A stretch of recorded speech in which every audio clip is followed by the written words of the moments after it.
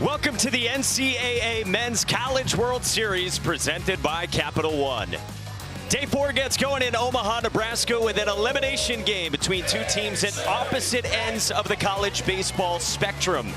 Powerhouse Arkansas and Murray State. From Murray, Kentucky, population 17,000.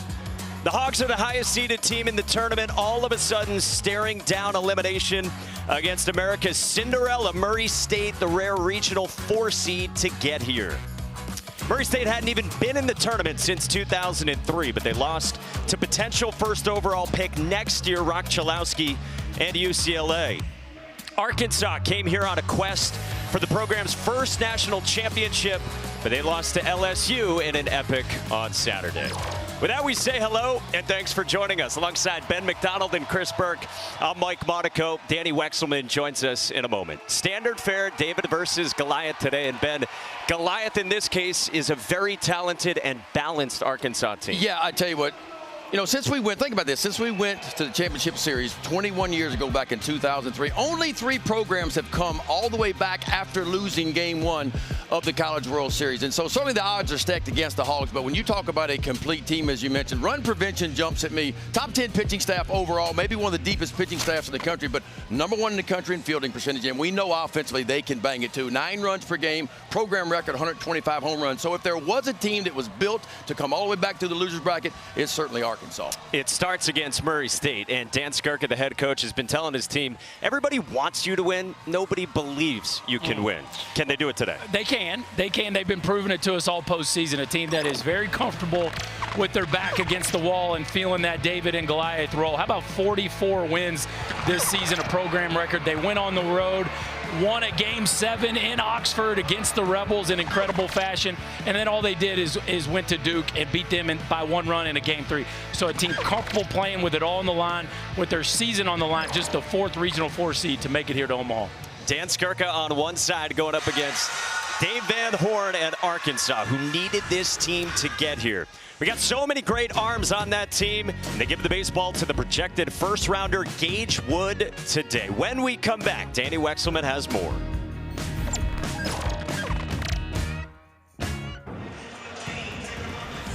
Welcome back to the Men's College World Series. Dave Van Horn has been leading Arkansas for 23 seasons. He's taken his team to Omaha 8 times with 0 titles to show for it. This team wants it bad for Dave Van Horn. Will McIntyre, the senior, told me that it sends chills down his spine to try and be the team to finish the job for DVH. So happy that, you know, they're going to finish this season in Omaha. It just means a lot. I would love to win a national championship. Deep down, I have to admit, man, I'd love to have one, and I want this school to get one. Growing up, you see this program here all the time, and they've been really close. Be a dream come true. There's just one last thing that's missing from his trophy case, and we're going to go get it for him. Couldn't have said any better. Let's get the job done. Since 2017, Arkansas has been the winningest program in the country, guys, during that span. 4 trips to the Men's College World Series and still looking for that elusive championship title, Mike. Danny, great stuff. And yeah, emotion all over the place for him and his players in trying to do that. As we check out his batting order for the Hogs, brought to you by Capital One and Berkey. It includes the SEC Player of the Year and Golden Spikes finalist Vahiva Aloy. Yeah, you got to be careful with Mr. Aloy, one of the best players in all of America. Led the Southeastern Conference in runs and total bases. He could do it on the other side of the field as well. They all go up against Big Ben, senior from New Mexico, Isaac Silva, first team Missouri Valley Conference. Yeah, the Las Cruces in New Mexico. How about that, senior? Didn't pitch a whole lot last year at Troy. Only an inning and a third. Transferred to Murray State, and he has not disappointed. 9 wins on the season, 81 to 30 innings of work. Boy, he's a sinker ball pitcher. He's going to create a lot of ground balls, about 10% more than the average sinker ball pitcher. My concern for him early is this. He's going to be amped up. He's an emotional guy. That sinker does not play well up in the zone. Can he control his emotions and keep the ball in the bottom third of the strike zone where he'll have success? A warm Monday afternoon, guys, at Charles Schwab Field, and the stage set for Arkansas and Murray State on day 4 this elimination game. Showed you the winner moves on to Wednesday night against whoever loses tonight between LSU and UCLA. Charles Davalon and the Hogs are ready to go. 48 wins this season, #3 national seed, the highest seed that made it here. Only one of the top 5 who got to this point. And then on the other side, Dan Skirka in year 7. This program only in the NCAA tournament for the 4th time, first time since 2003. And he told us after clinching against Duke in the Super Regional, he had 1,300 text messages on his phone. He's responded to more than 1,000 of them. That's pretty strong. That is pretty strong, especially texting on your phone and responding back. I was impressed when he said that. Most of them, he said. Yeah, he didn't have the iMessages going on the MacBook, apparently. I didn't even know that was a thing. I think it's honestly. faster. It probably is. I just have no idea what you're talking about. All right, here we go. Chuck Davalon, sophomore from Montreal. Transfer from Florida Gulf Coast, is in the box against Silva. Yeah. Strike one to start with a fastball up in the zone. Something, Ben, you just said you were watching. Yeah, I mean, can you control your emotions, right? Can you control your emotions, slow your heartbeat down just a little bit and get that ball in the bottom third of the zone where he's going to really have success if he can keep it down there? Silva was telling us the other day that it is predominantly more sinkers. He might mix in the occasional four-seamer to a left-hand hitter to change it up. And then his best secondary, he was telling us, is that slider. And look, he's going to need them all against this offense. This is a no-joke offense that the Hogs run out there. 2-1 on Davalon. And Berkey, you got a comp for Chuck Davalon. Yeah, I'm big comp guy, as you know. Brian Giles is who pops out to me. Wore the same number, about the same size, world-class swing decisions and pitch recognition. Chuck Davalon has shown us all those traits here this season. The view for Brian DeBrouwer behind the plate. He's got a great zone, by the way. He does. One of the best balls and strike guys in the NCAA. And you will not see many misses here from him this afternoon. Speaking of not many misses, not a lot of swing and miss for Charles Davalon this season. Saw his numbers at Florida Gulf Coast last year and for Arkansas this year. Well, cuts and misses there. 92 running away and a strikeout for Isaac Silva.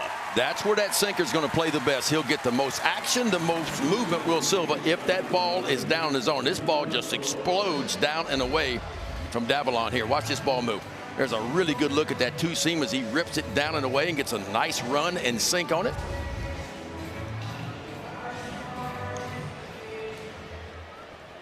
So he's got a punch out, and now he faces the aforementioned Vahiva Aloy.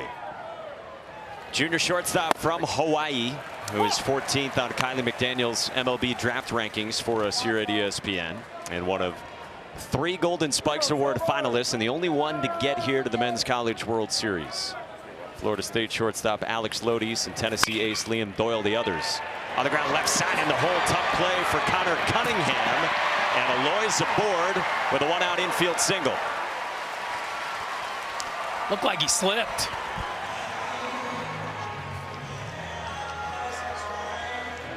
Looked like maybe he was going to have a chance to make this play if he can keep his feet underneath him. Look, nice job. He goes to put his foot in the ground. That left foot just comes out from underneath him. You blow a tire, and at that point, there's no way you got enough arm strength to get it across the diamond. Tough break there, and that'll go as a hit. So Aloy's on in front of Logan Maxwell. Yeah, Arkansas not a team that steals a lot of bases. Only 49 of them on the year. Aloy's on for Maxwell, the senior TCU transfer. Spent 3 years with the Horned Frogs and now is 1 season with the Hogs. Best year of his career with the bat, up to 13 home runs. Played here 2 years ago with TCU. They were pretty sure this guy would hit, but they didn't know he'd have this type of power. Yeah, it's top to bottom, 1 through 9. Was it 7 out of the 9 starters, double digits in home runs on the season? Look at that. He's hit 3 homers his last 5 games. He had 3 homers all last year at TCU. So like you said, the power has been a pleasant surprise. They knew they were getting a quality at bat. They didn't know they were getting this kind of impact. Away. Yeah, now how many homers have been hit here in Omaha so far? What, about 5? It hasn't been many at all. And the wind's been blowing in. It's kind of pushing in again today from right center field. So my favor of the right-handed hitters, they can get the ball, pull it, and get it up in the wind to left field. And if you're really strong to the backside of the field with a left-handed bat, maybe you can slice one out of here.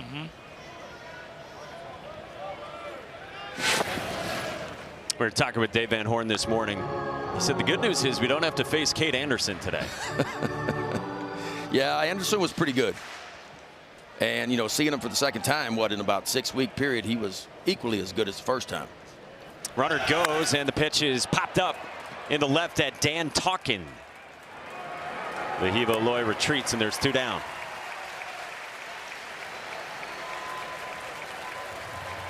Yeah, Kate Anderson was a stud, the LSU ace on Saturday on that grand stage here, LSU and Arkansas. And Anderson dealt into the 8th inning, 7 innings in total, 3 hits, 1 run, and then it was Chase Shores and Kaysen Evans from there in a 4-1 Arkansas loss to the Fighting Tigers. Well, Chase Shores has kind of come into his own the back third of the season. If you like 101. If 101 means that's your kind of cup of tea. And top shelf with it, Yeah. that's a pretty good combination. Yep. Coming out of a 6'8", 6'9" frame with a little bit of extension. Good luck. Yeah, it plays. Ryder Helfrich's the cleanup man. Sophomore catcher from California takes a strike with the sinker. I don't know how many college games I've ever called where I felt like both teams featured arms, every one of them, that I think will play in the big leagues one day. I don't think that's happened too often, but it felt like that the other night between Arkansas and LSU. It looked like a big league game from velocity and stuff. That's what it looked like. 7 pitchers in total. We mentioned the 3 for LSU. And then it was Root, Gackle, Gibbler, and Fouch for the Razorbacks. Tough night to be a hitter. But LSU figured out a way to manufacture a few, and that was the difference. The 0-1 yanked outside. A ball and a strike on Helfrich. Fastball, slider, changeup for Silva. He's going to use that fastball right about 50% of the time. Then the next most used pitch is that slider, and probably his best pitch when you talk about swing and miss and opponent's batting average. And he'll throw you some occasional changeups.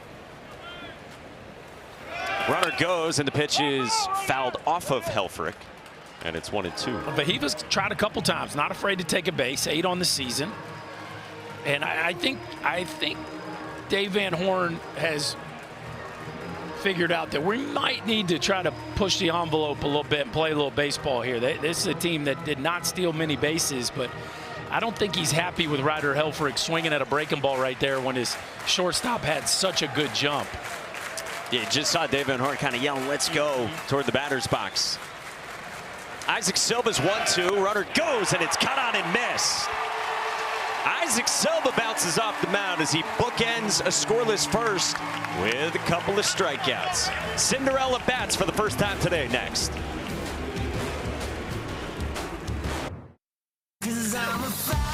We respond with adversity really well. We're all looking forward to getting back out here. Stay positive and move on to the next game. I'm really proud of our guys. Take some deep breaths, enjoy the day tomorrow. I know we'll get back to it.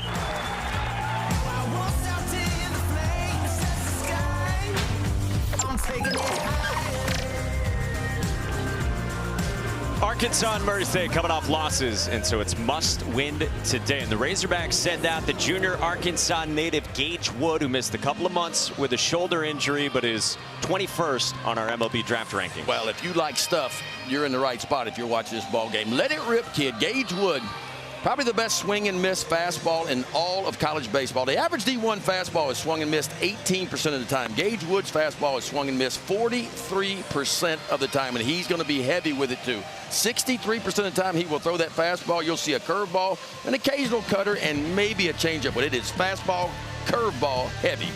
He faces the Murray State batting order, brought to you by Capital One and Berkey. We love John Hogart at the top. The first 2 hitters, you better come prepared, because Hogart, second in this event in home runs with 22 on the season, 6 in the postseason, and Dustin Mercer hitting over 500 here in the NCAA tournament. So you better have your A+ stuff right out of the gate. It's an offense for Murray State that was second in the Missouri Valley Conference in runs per game. And John Hogart, we just showed you, has 8 leadoff home runs this year, so be ready.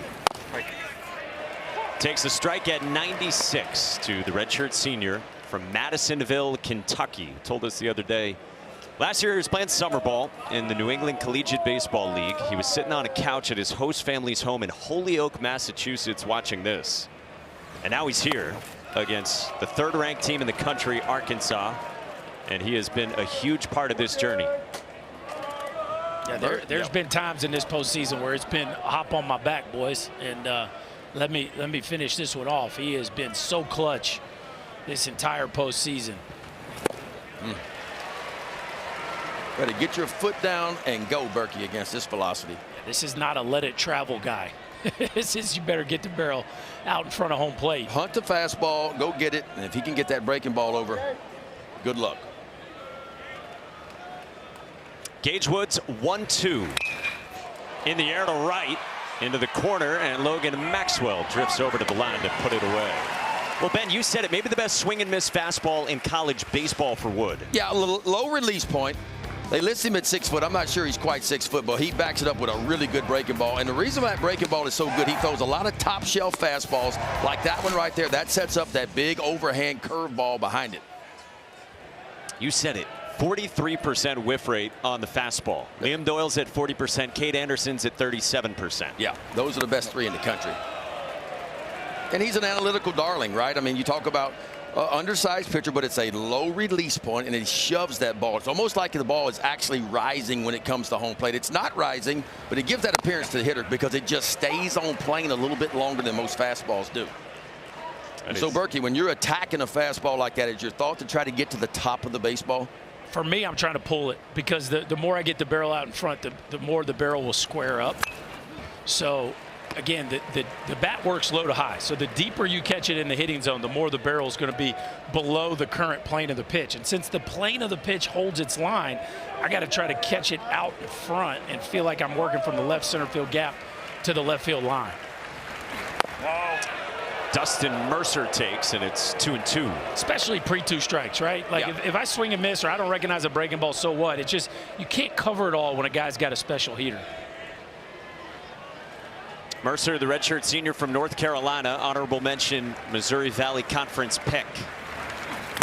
He strikes out on the breaking ball. First K for Gage Wood, and there's 2 down. He's got that one too, Ben. Yeah, he spun that one just about 2,600 RPMs. Kind of give you an idea. The average big league curveball spins about 2,500 RPMs. What does that mean? It is tighter. Hitters hit off a spin. And when that spin is so tight, it's hard to differentiate between the fastball and the curveball. One spinning forward, one spinning backwards. You hope you can maybe, as a hitter, maybe see it bounce out of the hand a little bit to tip it off, but it's a hard breaking ball, so I don't know that you can see it bounce. Well, you talk to the Arkansas coaches, that's when he gets hit. When the breaking ball has a hump in it, yeah, that's when hitters can be able to make good swing decisions. But when that thing comes out flat, good luck. 0-1 to Carson Garner in the 3 spot. Garner, third baseman from Franklin, Tennessee, senior who was second team all conference and is second on the team at OPS right around 1,000. 4-year starter, best season of his career. Murray State have been fast starters in the NCAA tournament. They've scored 13 runs in their 8 games in the first inning. They have scored a lot of runs in the NCAA tournament. They come in averaging 10 runs per game.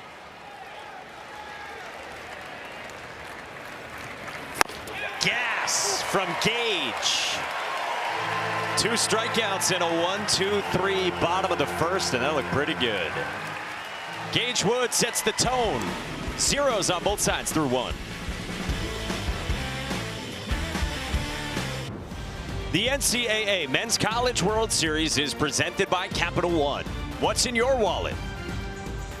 Saturday was the first College World Series game in school history for Murray State against UCLA. First hit belonged to John Hogard, who scored the first run. A couple of innings later, saw Nick Shetty with the first strikeout for the Racers. 44 wins, 17-8 in the Missouri Valley Conference. Preseason, they were picked 5th in the Missouri Valley Conference, and they end up as one of the last 7 teams playing college baseball. Hard to predict a team that has 28 newcomers. Hard to figure out how that one will go. New coaches, too, and that's why there was a feeling out process early in the year, especially in the fall. Cam Kojal bounces one at Dom Decker, and an out for Isaac Silva. Yeah, guys, in the dugout, I noticed that Silva was switching his cleats. At first, he had one white and one black on, and if you go back, you'll see in the first inning, he was wearing white cleats. He switched to black. Yeah, so there's the white ones. He switched with Preston Shutowin, and apparently, there it is. That's what he does after every first inning in his games. Look at me. I'm confused. Wait. Say what?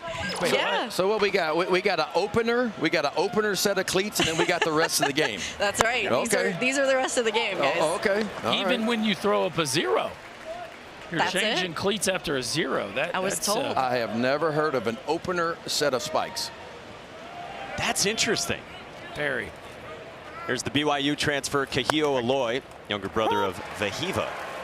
Silva's an interesting guy. He's got the purple glove. It's close to his heart. He's got the glasses. He told us they are prescription. He does need them.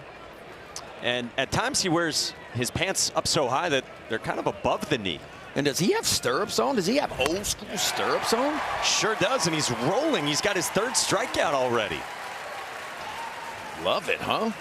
That's a good breaking ball. We talked about him, man. The sinker's going to play well for him, but he's going to need all of his pitches to keep Arkansas honest right here. And this is a really good breaking ball. Starts it down low and watch this movement. See the dot on the front of it? There's a dot on the front of it, a dot on the back of it. He just kind of sweeps it to the outside part of the plate. 2nd strikeout of the day for Silva. So 2 down, it brings up Brent Iredale, the Aussie 3rd baseman, who goes first pitch swinging in the air to right. Dustin Mercer backs up. And how about a 6-pitch top of the 2nd?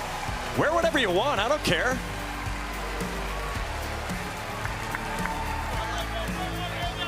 All right, let's compare these two programs. Arkansas and Murray State, about 330 miles apart.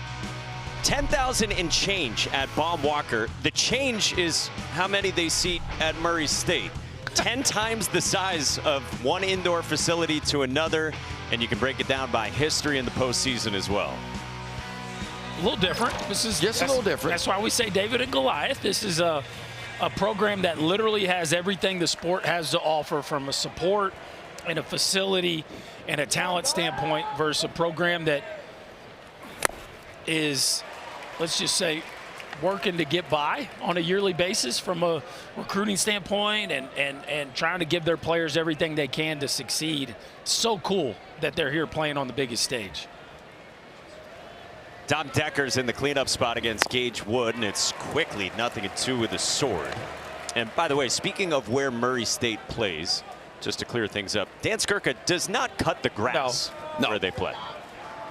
He said he wouldn't mind doing it, just to kind of push away, put his headphones on, and maybe go cut the grass for an hour. But it's not been the case. And what has been the case so far is high-velocity fastballs from Gage Wood. We're getting exactly what we thought we would get. His 3rd strikeout of the day, and that's a 97 little paint piece on the outside part.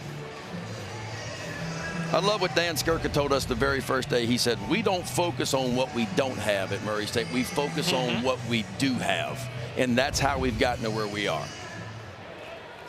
Into this elimination game. Winner plays tomorrow night against whoever loses tonight between LSU and UCLA. 5-spot first baseman, 2nd team all-conference California native Luke Mastoni, transfer from Cal State Fullerton. First year with the Racers, and he bounces one at Cam Kojal, the Omaha native. 2 down for Wood, and it's 5 up, 5 down. Some very uncomfortable swings to this point, and you see late, you see Dom Decker there kind of guessing on an 0-2 count and can't pull the trigger. And so far, Gage Wood has really looked like he's got his A stuff. Yeah. Wood's last time out was against Tennessee in the Super Regional. He went 3 1/3, gave up 1 run. Walked 2, did not strike out a batter though in his 48 pitches. Did not have his best stuff last week. The swing and miss that he's known for wasn't quite as noticeable. So they got him out of there earlier than normal. He's now facing Will Vierling, catcher in the 6th spot. Yeah, this is only Wood's, what, 10th start of the season. Remember, he made the first 2 starts this season, then he went on the shelf, had a little right shoulder impingement, missed 7 or 8 weeks, but came back and obviously looks very healthy. Gage said he knew something wasn't right. There was a lot of inflammation in there, so just needed some time off. 98. I'd say he's got the A stuff today. Yeah. that fastball is getting to home plate. You can tell Murray State a little in between because he's landed enough breaking balls to put that in the back of their mind. Gage Woods 1-2. Vierling able to lay off. Matt Hobbs, the pitching coach for Arkansas, we were chatting with him this morning. He said freak show fastball is how he would describe it for Gage Wood. We've got a few here. Patrick Forbes from Louisville. Roger Williams called that one a unicorn fastball. I love the different descriptions. Freak show, unicorn, analytics darling. It all works. And where it's going to work the best is top shelf. If he can get that ball in the upper third of the strike zone, that's where it's going to play the best. 2-2. Up the ladder and cracked in the air to right, but not deep enough. Logan Maxwell's there, and the inning's over. No score through 2, and when we come back to Charles Schwab Field, Dan Skirka chats with Danny Wexelman. You already saw her hanging out in the dugout. Back in Omaha at the Men's College World Series elimination game, Arkansas and Murray State. And Racers head coach Dan Skirka is with Danny Wexelman. Mike, thank you. What have you liked about Silva's start so far? Well, he's filling it up. You know, actually in the first inning, he had to change his cleats after the first. He couldn't get grip. His cleats were a little worn out, so it's even more impressive that he was able to fill it up and get out of that first with a 0 without being able to grip the mound. Yeah, we noticed that he made that change. Is that something that he always does? No, he actually usually wears his white cleats, but after wearing them all year, the spikes have worn down, so he had to go get his new pair that's got a little bit more grip on it. Offensively, what have you noticed about your team's swings? Well, some of them said they saw it pretty well. Some of them said they didn't see it pretty well. You know, their guys filling it up right now with electric stuff. So we're going to have to just keep competing and try to get to the next guy. Thank you. Thank you. Mike. Danny, thank you. Yeah, some seeing it well, some seeing it not. And on the topic of cleats, I mean, it just adds to the storyline. Like Murray State is scratching and clawing, and their cleats are wearing down on them. Hey, the little engine that could. They just keep on coming. No matter what. I mean, they have overcome so much this year. But that's a new one on me.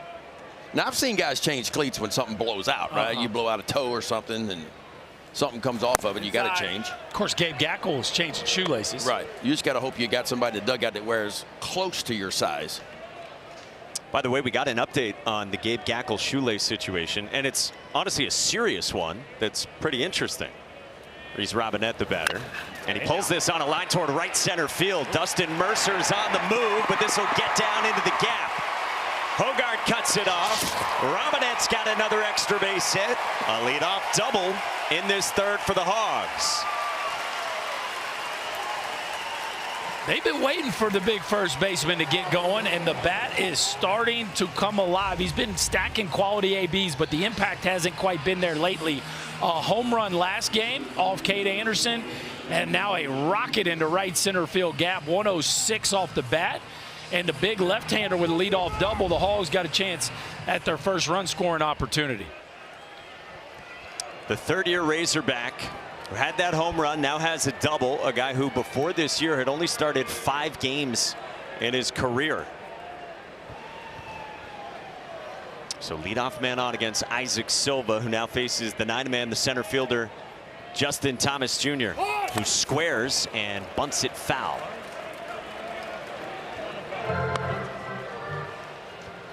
Thomas from Savannah, Georgia. First year playing for the Razorbacks after he started his career in the SEC with Georgia.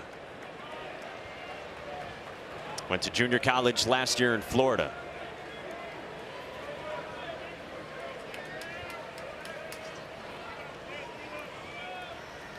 Murray State in on the corners. They're expecting it.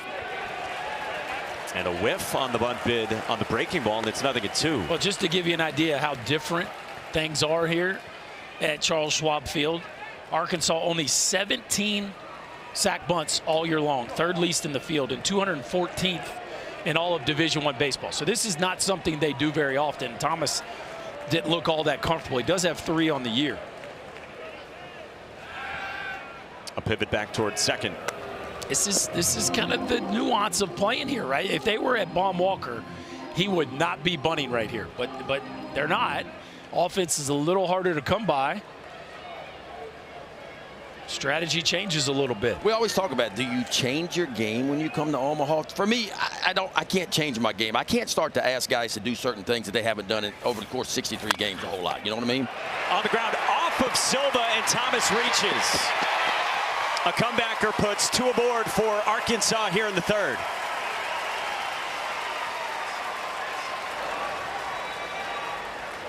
Well, you don't get the bunt down. Let's see if he was going. Was Robinette going on the swing? But I tell you, Ben, if he catches it clean, he might be able to make a play at third base. Robinette takes a chance here on a ball that, you tell me, Ben, should you catch this ball? Probably. Should, right? Probably. I mean, you're in a tough spot because you're turned sideways right there. But you're right. If he comes up with that ball, he gets Robinette trying to make his way over to third base. But instead, first and third, and nobody out here in the top of the third. Silva was the all-defensive team pick as far as pitchers go in their conference. Now Chuck Davalon lines one into left, and it drops down, and Arkansas takes the lead. Robinette scores. Thomas is safe at third, and the Hogs jump on top. Nice base hit right there. Little backside of the field by Charles Davalon. He can spray it. That's how you hit 353, and he just kind of sprays it. And boy, I tell you what, Justin Thomas on first base just ran right in the face of Dan Talkin out in left field right here. Slicing it out there. Watch the left fielder Talkin right there. But there comes Justin Thomas. He never even hesitated and makes it to third base.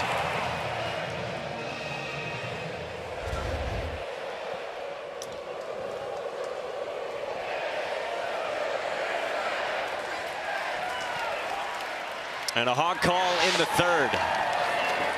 This is where it's going to get interesting now. Second time through. See Davalon ready to swing at a first pitch sinker. Does exactly what you would want him to do, which is use the backside gap. And Arkansas settling in here now, looks like offensively in the third. Second look for the Golden Spikes Award finalist, Vahiva Aloy, who had an infield single his first time into the 6-hole at the shortstop Connor Cunningham.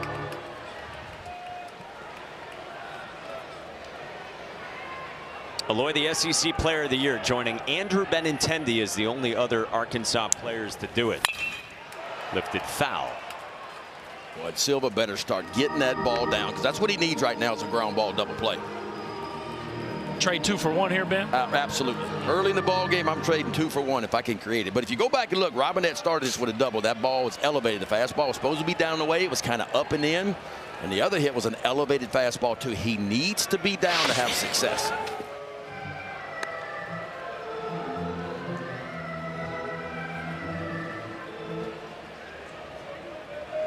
Big time year for Vahiva Aloy. Second year at Arkansas after he had transferred in from Sacramento State. Runner goes from first. The pitch, a ball. Bierling's throw through is not in time to get Chuck Davalon.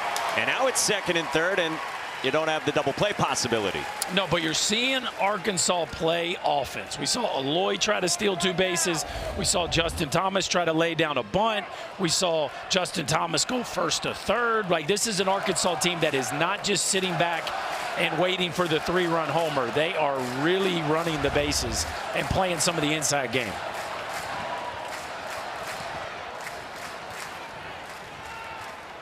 One. Is it matchup and what you see on a scouting report, you think, against Murray State, or is it urgency of an elimination game? Yes, it's all of the above. I think they like the opportunity to steal bases. Silva not the quickest to the plate, and probably not thinking they're going to run, but I think it's clearly the ballpark, too. They know they can't just sit back and wait for the extra base hit. 2-1. Aloy chases up the ladder.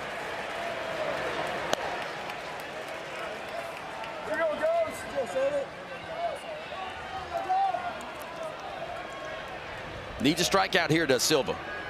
And he's picked up a couple of them on really good sliders down and away. The first team all-conference number 2. Line drive right at Cunningham. Absolutely smoldered, but it's out number 1. That ball was covered, what, 110 off the bat? And that was kind of a nothing slider right there. Tried to get it down the way, but that ball just hung up right in the heart of the plate. You talk about putting a barrel on one. That's about as hard as you can hit one. Really good base runner by both the base runners, not to get off the bag enough to get doubled off. 110, like you said, from a guy who had more 100+ exit velo batted balls this year in the SEC than anyone else in Vahiva Aloy. Still second and third. Now 1 out in this third for the 3-hitter Logan Maxwell. Goes first pitch swinging, bloop toward shallow right. Mercer charges on to make the catch. 2 down. There we go. Man, this would be huge for Murray State right here to get out of this inning and only give up 1. Bigger than huge.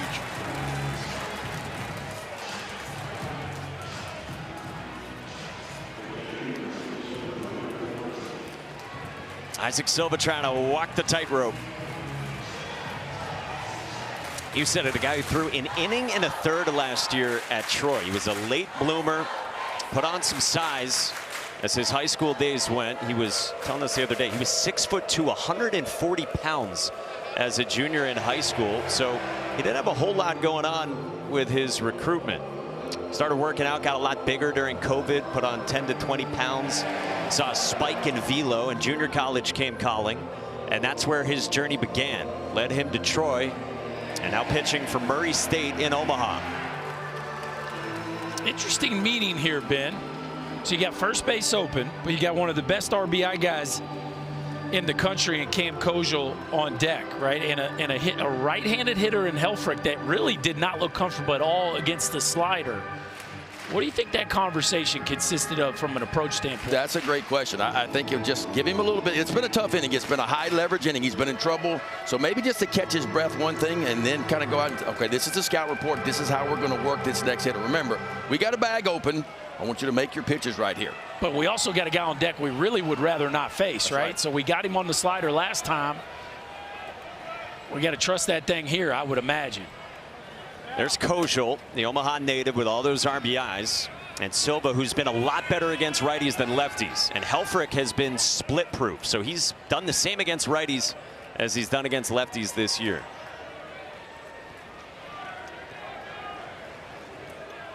Catcher in the cleanup spot, who after that at bat in the first ended up punching out on the slider.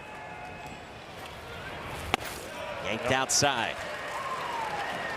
It's a tough one, right, Ben? Because you know you can get him on the chase slider. By the same token, if you nibble too much, you end up with the bases loaded and Kojal up to bat. I don't think you want that matchup.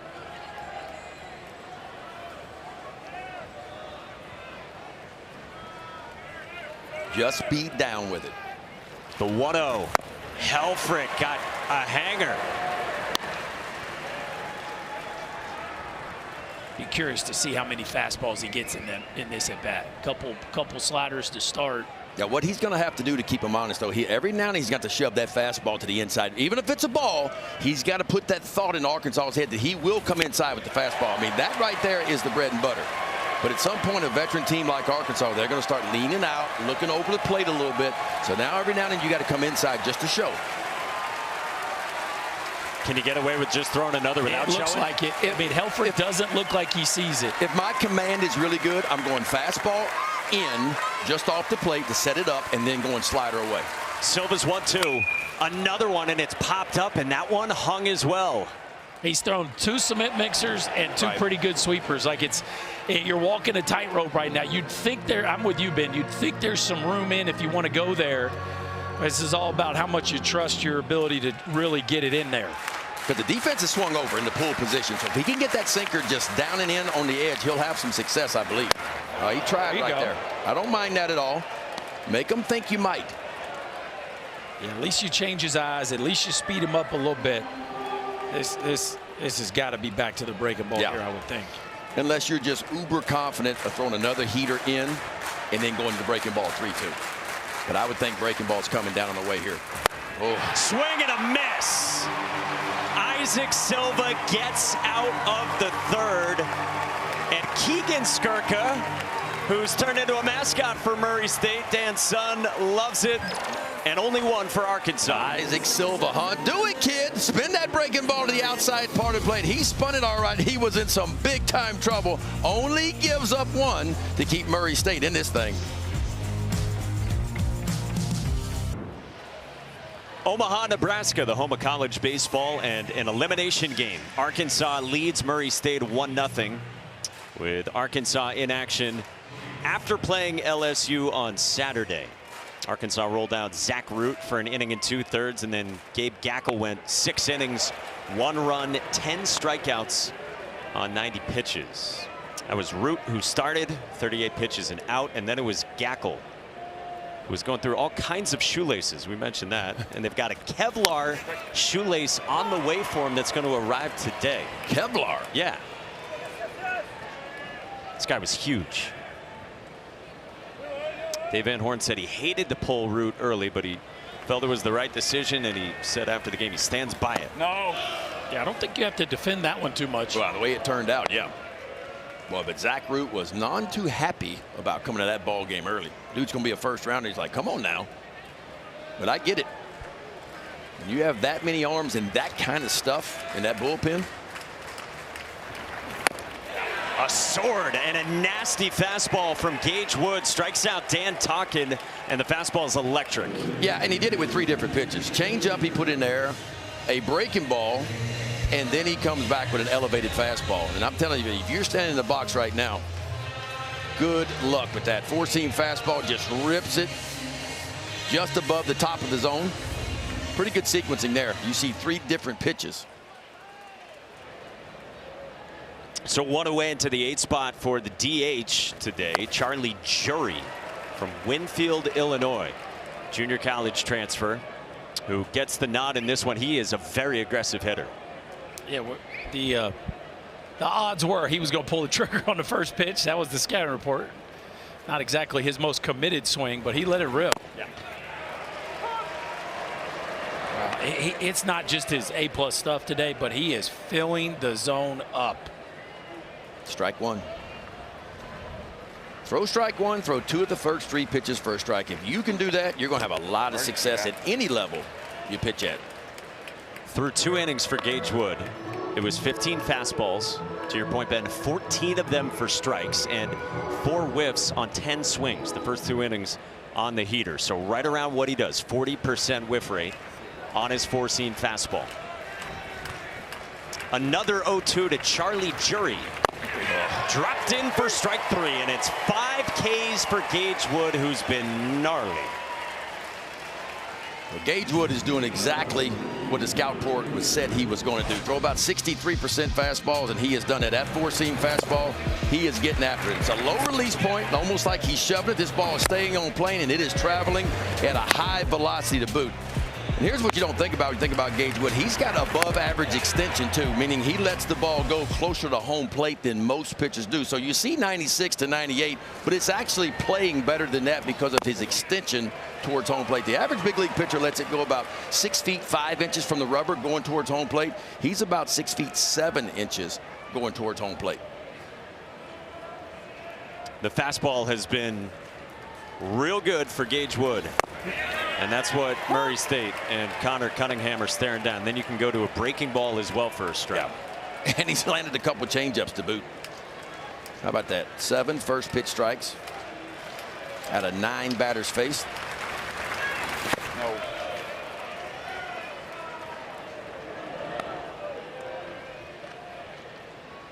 Again, projected first-round pick from Batesville, Arkansas. 10th start of the year for Gage Wood, 21st on our MLB draft rankings. The physical right-handers 1-2. Up and away to Cunningham. Yeah, for you youngsters sitting at home, how important it is to throw strike 1. We look at the big league averages. That's what I like to go off of. Behind in the count, big league hitters hit 191. Ahead in the count, they hit 332. And in any 2-strike count, the best hitters in the world are hitting 170 right now. Any 2-strike count. So you get ahead. And Berkey, we've always talked about this. Pitching is not defense. Pitching is offense for me. It's putting the hitter on a defense right away. Throwing strike 1 and putting him in a hole right away. 3-2 pitch to Cunningham. And a strikeout again for Wood. 97. He strikes out the side in order and punches out 6 his first time through. This could be fun for Gage Wood.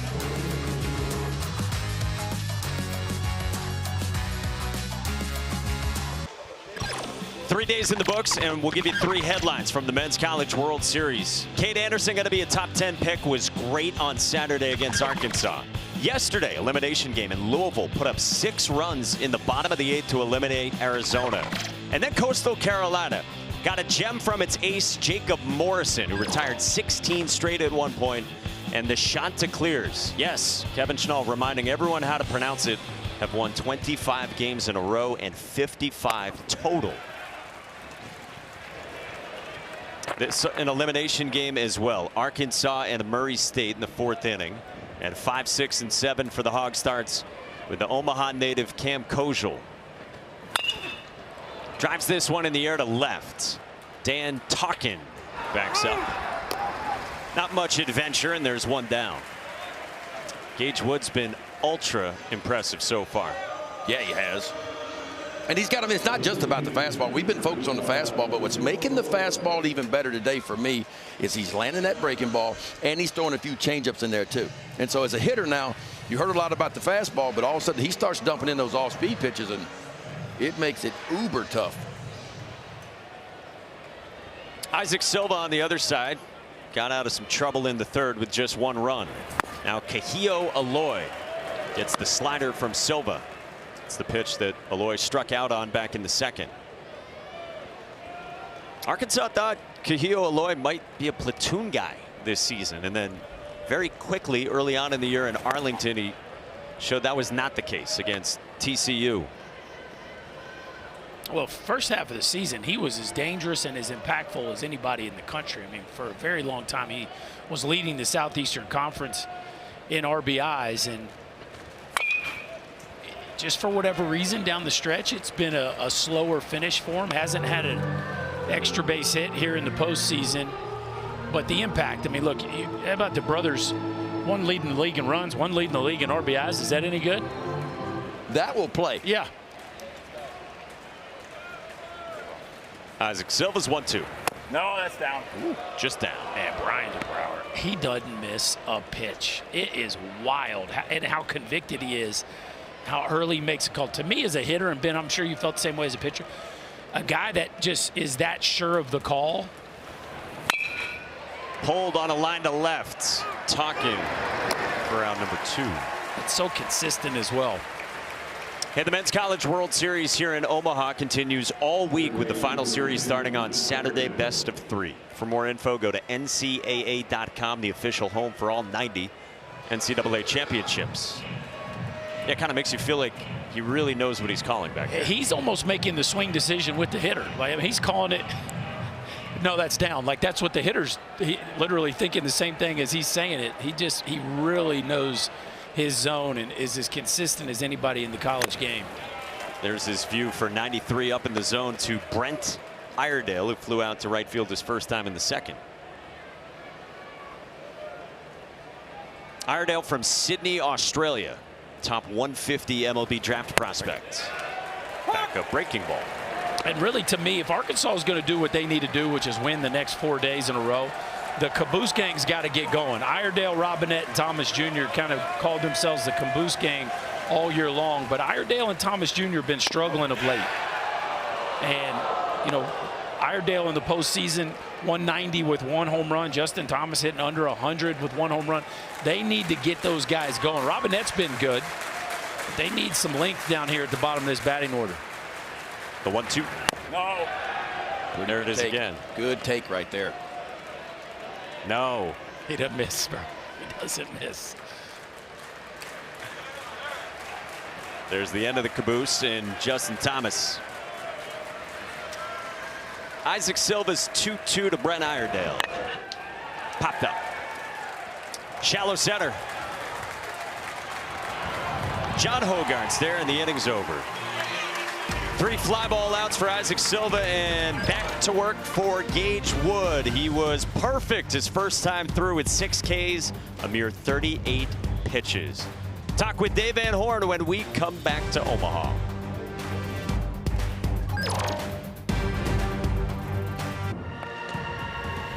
Back in Omaha on a beautiful Monday in the middle of June. Arkansas up 1-0, and Dave Van Horn is with Danny Wexelman. Mike, thank you. Hey, what do you like about Gage Wood's fastball? It's got a little carry on it. You know, it's hard to get on top of it. And if he can locate that thing, you know, mid-thigh to belly button, it's pretty tough to hit. And that's what's going on right now. How does it generate so much swing and miss? Just because it just has a little carry on it, just the way it comes out of his hand, his motion, and then it's that breaking ball. You know, it gets him off of it, and it makes it look a little harder than it is. What have you noticed about your team's offense the second time through the order?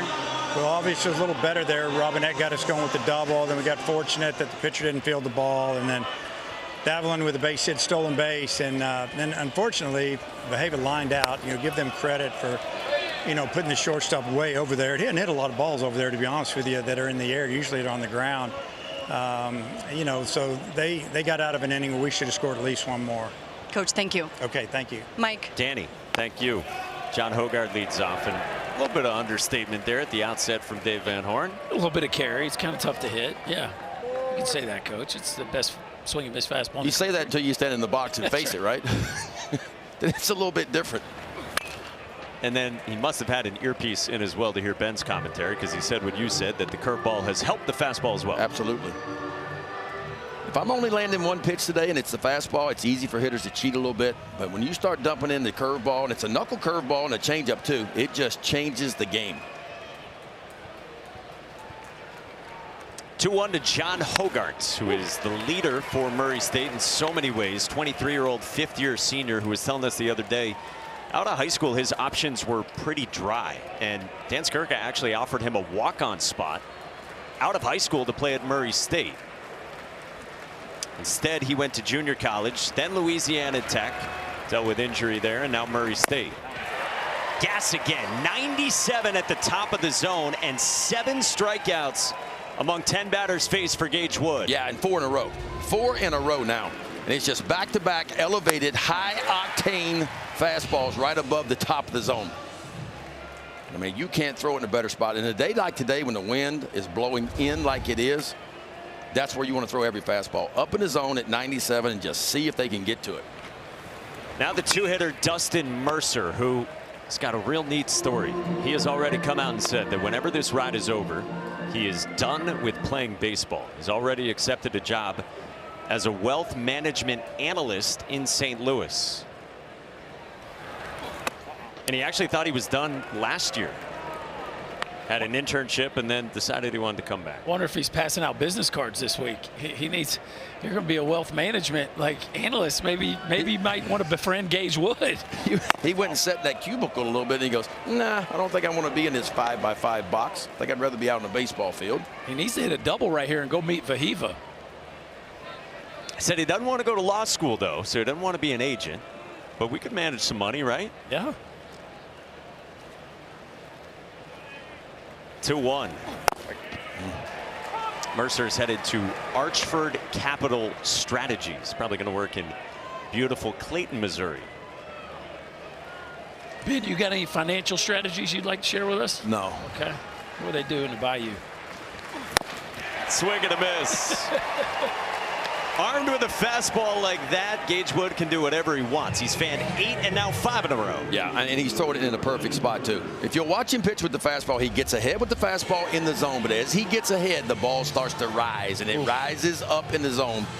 And boy, does it not look like from a low release point that ball is actually moving upward? It's not, but it just carries, it just hangs onto that plane. And that's where you're going to see a lot of the swings, just underneath the baseball. Carson Garner takes that breaking ball for a land strike. The third baseman in the 3 spot who struck out on a heater his first time.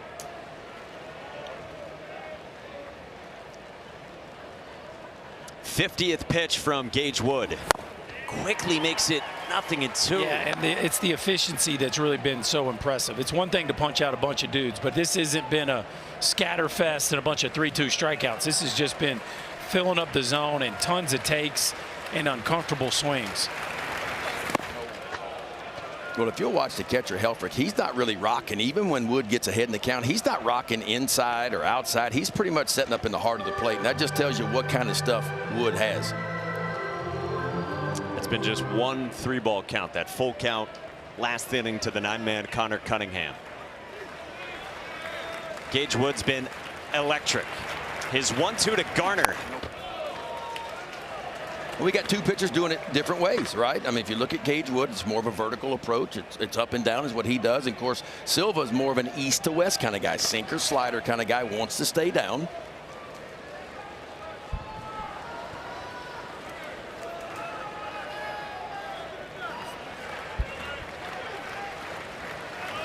Gage Wood's 2-2 pitch. On the edge for strike 3 called. 6 straight strikeouts and 9 in total for Gage Wood, who's been nasty. It is a smoke show right now by Gage Wood. 9 strikeouts total, and how about 6 in a row? And I'm telling you about, he is rearing back, and he is ripping the old #1 right now. Arkansas up 1-0 on Murray State. Game 5 of the NBA Finals is tonight back in OKC, 8:30 on ABC, ESPN Deportes, ESPN Radio, and coverage starting with NBA Countdown at 8. And so many are curious about TJ McConnell. Yes, they are. I mean, he's the headliner. I can't believe he's not on the promo. I mean, what are we doing? Your kind of box score. Yes, 10, 5, 5, 5, whatever. They didn't track loose balls. No, they should. Times dove on the floor. Ben, we were talking yesterday about Berkey picking up KP full court in one-on-one basketball. He's not getting to midcourt, bro. It ain't happening. Like, no chance. What'd KP say about that? He'd have to pick it up and start stiff arming me. That'd be his only chance. Just body you up? That's it. Just bulldoze his way in, huh? We got some nervous feet on Dan Skirka in this elimination game, understandably. Good heater there from Isaac Silva against Big Country Reese Robinette, who doubled and scored to lead off the 3rd. Big Country's starting to swing it now. Yeah, he's starting to maybe fulfill some of that promise that they've really felt like he's had since he stepped foot on campus. He got him an elevated fastball last time up, hit it for a double. This is just foul down the line and smoked off the bat. That's a couple of balls kind of up and in. Well, that's the ball he hit off Anderson. Anderson came 5 out of 6 pitches. He threw him fastballs, and finally Robinette was just like, I'm getting there. And the ability to keep the arms close to the body, he bailed just a little bit maybe, which caused the barrel to hook just a touch. And he didn't miss that by much. Now, Silva's trying to get the ball down and away right there, and that's 2 mistakes he has made to Robinette. He better get it down and away. You see where the catcher set up trying to get it down there. That's better. A little backdoor breaking ball.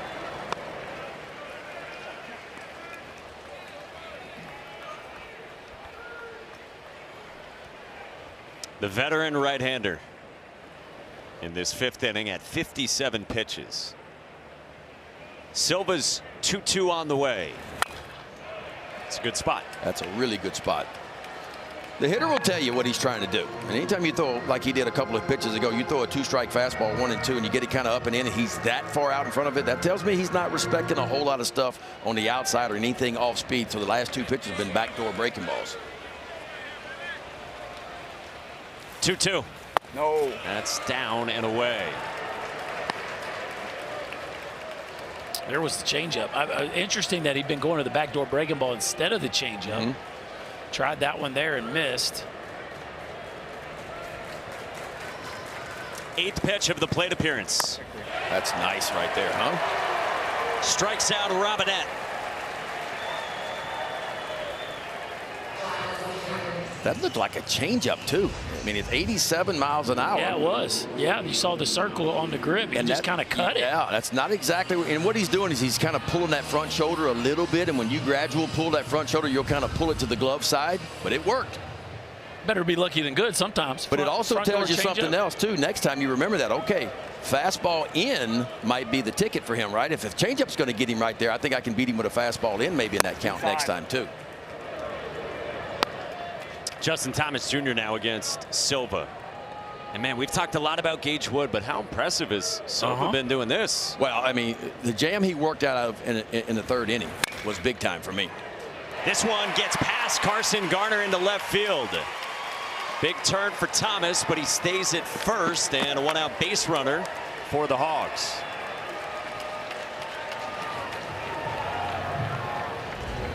What do you think there, Ben? You're pitching. We going hit or air there? That thing has some top spin to it. Had a lot of top spin. I mean, I want them all caught if I'm on the spot, right? That's right. You put the E5 down quickly, ain't you? See how quickly I put single? Yeah, 2 for 2 day for Justin Thomas out of that 9-hole. And it is officially confirmed top left of your screen, a single for Justin Thomas. And now Chuck Davalon takes inside ball 1. He struck out his first time and then had the run scoring single in the third the opposite way. This is a hit and run special. This is a sinker ball or strike thrower on the mound, elite bat to ball. You got a runner on first base. This has got hit and run written all over it right here. Runner goes. Davalon takes away. Bierling's throw is not close. Thomas takes second and moves into scoring position. I think Murray State was thinking the same thing, Ben. That was borderline pitch out right there. That's a fastball, a perfect pitch to throw on for Bierling, and he just gets it to the wrong side of the base, or excuse me, the right side of the base, but bounces it and a little tardy. And the Arkansas playbook is pretty obvious here. They're definitely trying to swipe some bags here in this one. Yeah, they're seeing something on the scout report here, because again, it's a team that came in with just 49 stolen bases. They have 2 so far today. And Silva, not the fastest guy getting the ball out of his glove and get it to home plate. This is his third time through the order. Numbers very similar to his second time through, but of course this is a very different opponent for Isaac Silva.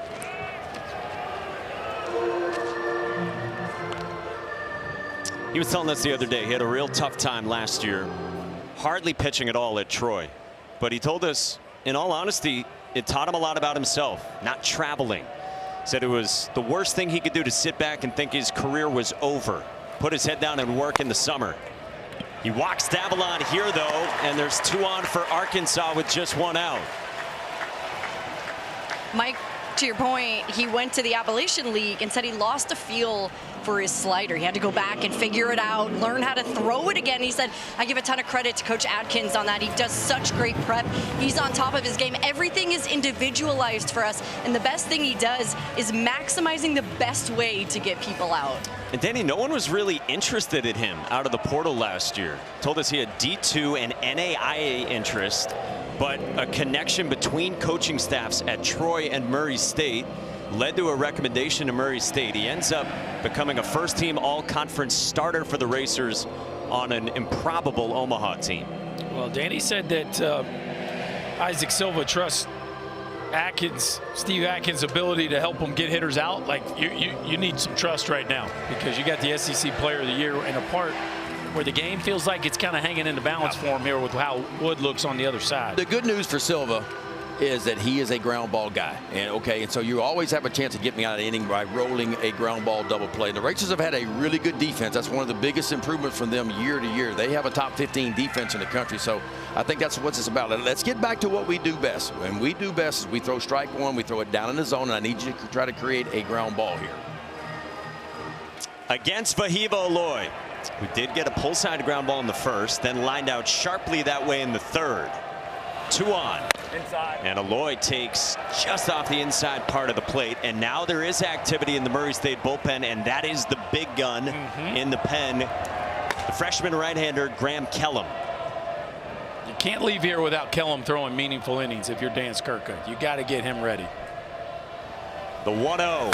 Aloy on the ground towards second. Decker, Cunningham's turn. In time for 2. Arkansas is going to challenge this, but for now, an inning-ending double play. Berkey, it wasn't the smoothest turn in the world. I don't know if he got him or not. Oh, is he on it? Yeah, I guess he was. His toe touched it. He's safe. Did the toe touch the base? Watch this lunge. I mean, he lunges all he's got to try to get there. There's a call about at first base. This play is under review. I can't tell if he got there or not. He beat it. Oh, he definitely beat it, but Yep. I can't tell if the foot got to the bag in time or not. Now, he drug it across it after the ball had gotten in the glove of the first baseman, Mastoni, but we talk about it all the time. You got to get to the front edge of the base. That is your quickest path, obviously, to being called safe. And this is taking it to a new level here. I mean, the foot is down in plenty of time. It's just a matter of whether that toe's touching the front edge of the base. Looks like it's bent to me there at the front edge. I'll be honest, I can't tell. Maybe this look right here. The look. Yeah, he's on it's there. Yeah. It's there.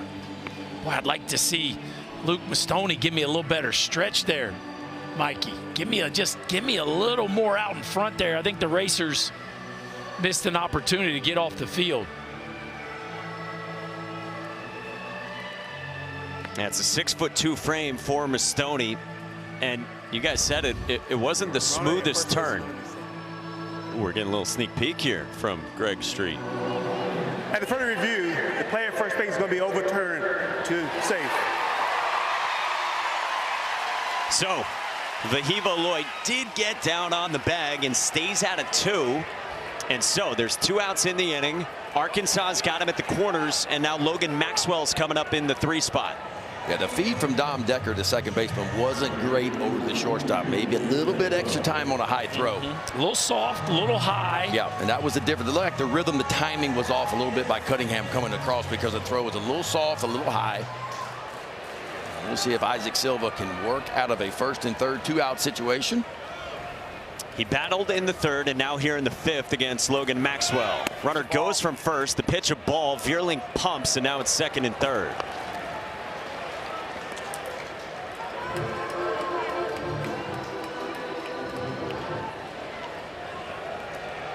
Arkansas continues to force the issue offensively.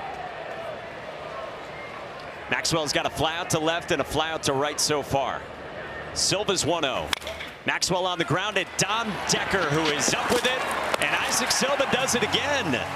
He leaves 2 more, just like he did in the 3rd, and he keeps Murray State within 1 against Gage Wood. Well, Gage Wood has been doing his thing, and he's been doing it mostly with 2 pitches. That really good breaking ball, about 83 miles an hour, and then 96 top shelf. 97 right there, 96 again, and a good breaking ball. So what you're looking at is about a 13-mile-per-hour difference between fastball and breaking ball. You talk about a tough adjustment. He's not just throwing strikes. He is throwing quality strikes up in the zone. Think about this, 9 strikeouts already, 6 in a row, and has not walked a batter. It is all zeros for the junior Gage Wood. 6th pitcher at the Men's College World Series since 1999 to punch out 6 in a row. Pretty good company that includes the likes of Danny Holtzen of Virginia, top 3 overall pick, and Kumar Rocker. Dom Decker's the cleanup man, 2nd time through, and he struck out looking on 97 his 1st time, leading off the 2nd. The fastball has been electric. 27 of the 30 so far have been strikes. And of the 20 swings against the fastball, 11 whiffs, 55% whiff rate on the 4-seam fastball. Berkey, you like comparables. What do you see comparable? I see Spencer Strider. That's exactly from Atlanta. That's what I see. Yep. I see a little bit of Jack Leiter. Kind of undersized, low release point, and big-time velocity and big-time carry. If you play for the Heat, just learn how to throw heat like Gage Wood. His 1-2 to Dom Decker. Up and away. I think the most impressive thing from Wood so far in this ballgame is how many swings and misses he's gotten in the zone. It's one thing if you're throwing a breaking ball and everybody's chasing it. He's getting a bunch of, some of those top shelf fastballs are actually strikes. That's a top shelf curveball that's a strike. It's 7 Ks in a row and 10 total for Gage Wood. Yeah, guys, you've been talking a lot about what he's done so far here, but how about the whole season, right? You talked about the injury he had just 2 starts into the season. I talked to Matt Hobbs yesterday about it, and he said this guy worked so hard to come back. In the fall, he earned that starting spot. He's done everything they've asked and more throughout his tenure at Arkansas. And it was tough when he went down. He said he kind of asked, why me? I've done everything right. Why did I have to deal with this shoulder injury? And then Hobbs told me everyone was looking at that start against Tennessee in the Supers and saying he came out because of X, Y, and Z. We were waiting for this moment to let him unload here. There's no pitch limits. He's got all his stuff back, and this kid has worked so hard to get back on the mound for this moment, Mike. Sometimes a blessing in disguise. You get injured a little bit like that early in the year. The gas tank is full for him right now, right? He came in this game only 28 innings pitched on the season. So what does that mean? In a time where a lot of pitchers, the gas tank's starting to get a little bit empty, you got a lot of pitches, a lot of innings under your belt. This dude's kind of right in the middle part of the season right now, meaning he is super strong, and he is showing it today. He's handling everything himself, including that comebacker from Luke Mistoni. It does break up the 7 strikeouts in a row, which since '99, the only other guy to do that here in Omaha was Will Bednar of Mississippi State in 21 against Texas. Remember that one. Now Will Vierling again. That is away. Vierling flew out to right field. The best contact we've seen against Gage Wood for Murray State came off Vierling's bat at 102. Louisville transfer. Wow. That's a banger right there. Gage Wood's making some money today. There is no doubt about it. And I just continue to marvel at the amount of strikes he's throwing. There's a split right there. But you're talking, he comes in on the season, he's got 50 Ks and 7 walks to start the day. 7 walks. And even last year, Berkey, 8 walks in 40 and a third, and he punched out 56. So not only is it elite stuff, he doesn't walk guys either. Really defensive swings. That's because he's thrown so many of these hooks. I mean, the thoughts going through your mind, I could get the split finger fastball, I could get the curveball. He's ripped a couple of sliders just for the heck of it. 2-2. Oh, just buckles. 11 Ks through 5 perfect innings from Gage Wood. Now, y'all can talk about the fastball all you want to, and it's elite, but looks like to me Uncle Charlie was on the pass list for Gage Wood right here. This is a big-time bender right there. Spin him if you got him, kid, and he has got him today.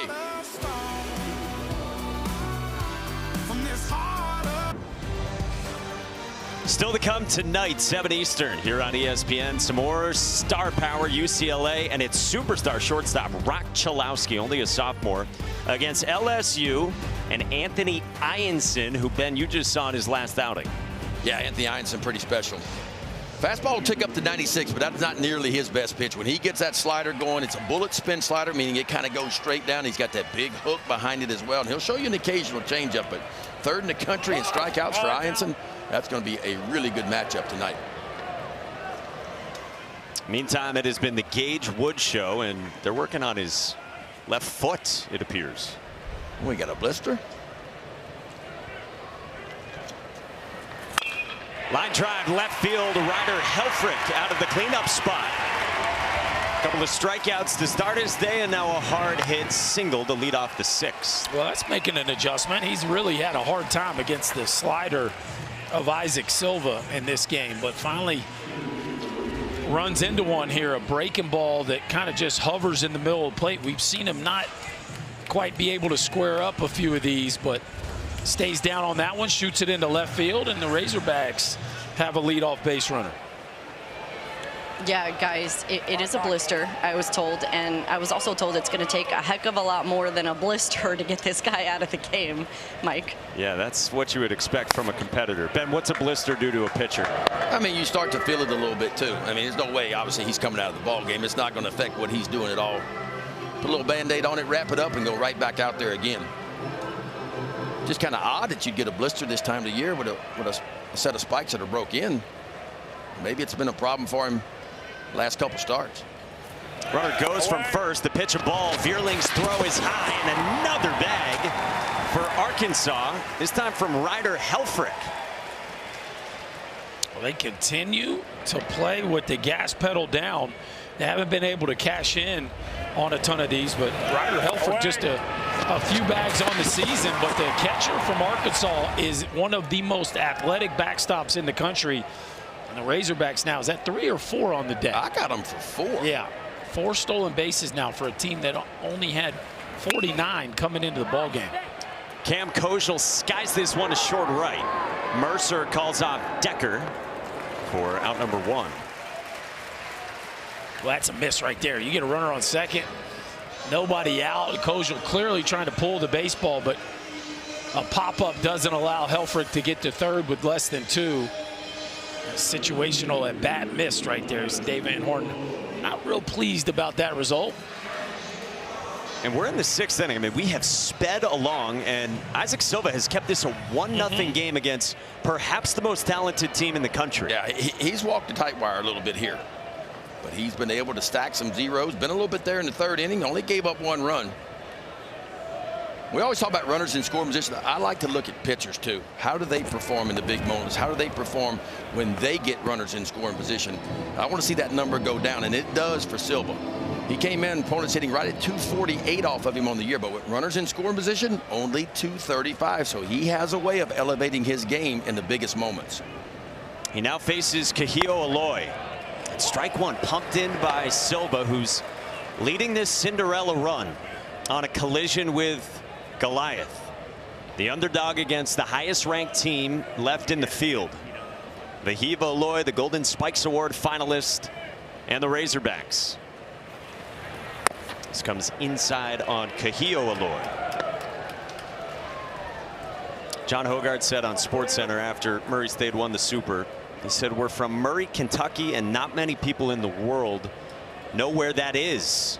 And now you're here on this stage in this ballpark." It's a team in Murray State that was shoveling snow off of its field, which seats 700. Guys were telling us into trash cans earlier this year. John Morant was tweeting about his alma mater, and all the guys on the team saw that and thought that was neat. And they have found their way to the Men's College World Series. 2-2 on Aloy. Boy, they need the guy that's led them in RBIs to come up with a big swing of the bat. Just 1 ribby so far in the NCAA tournament. And they are just begging for him to bust out of this slump that he's been in really since start of May. Isaac Silva's 2-2. In on the hands, and a full count with that sinker. And I don't mind that. We keep talking about Silva, and for me, he has to show that fastball occasionally to the inside part of the plate. Speed those bats up a little bit enough to get to your best pitch, which has been that slider kind of down and away. He's going to it right here, you think, Ben? I would think so. He's had a lot of confidence in that slider. 3-2. There it is, but it's outside, and Kahio Aloy works a walk against Isaac Silva, and there's 2 on for Arkansas. Just about every time he's gone fastball in, the pitch behind that's been slider away. So 81 pitches. Your ace is going his 3rd time through the lineup. And Graham Kellum, Berkey, you said it, you can't get out of here if you're Dan Skurka without throwing him. But Silva's been good. And there's more traffic against him. 3 innings like this one for Silva. 7-spot Brent Iredale, who has a couple of flyouts. He takes the slider at the bottom of the zone.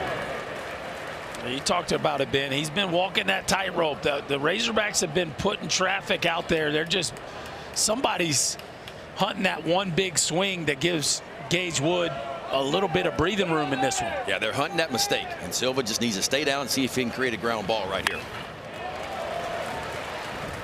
0-2 on Iredale. Again, this Murray State team is only the 4th Regional 4 seed to reach the Men's College World Series since we've had this format going back to '99. Only 4 teams, including the Racers, have ended up on this diamond.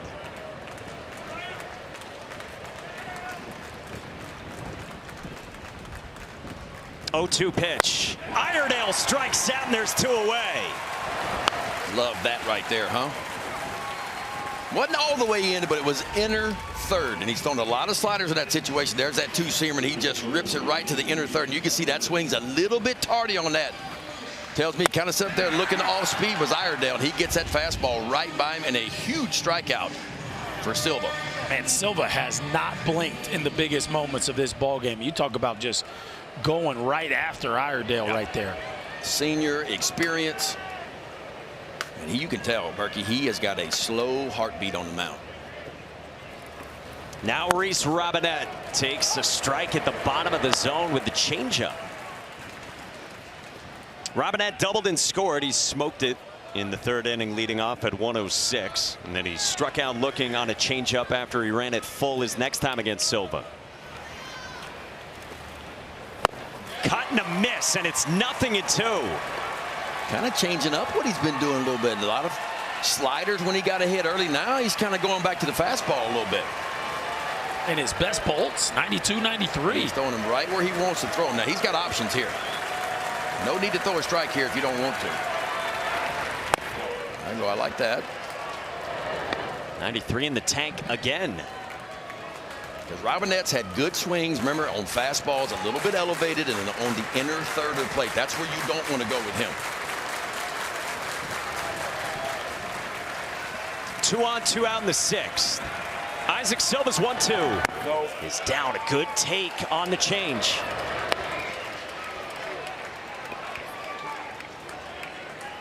Isaac Silva's a leader on this team. Dan Skirka was telling us this morning, a great teammate. Everybody loves him. Keeps it light on game days, but he said an animal on the mound.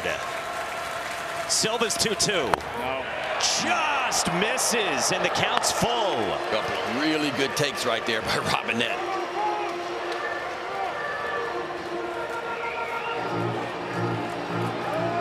Remember now, lefties hitting 272 off of Silva. Left-handers hitting 272. Right-handers only 230.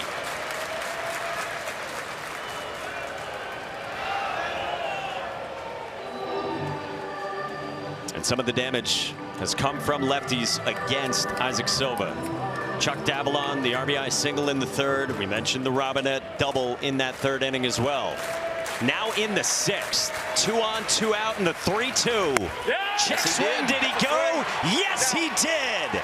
Silva strikes out Robinette and leaves 2 more. Come on now, Cinderella. If that shoe fits, baby, y'all gonna wear it. That's big time right there.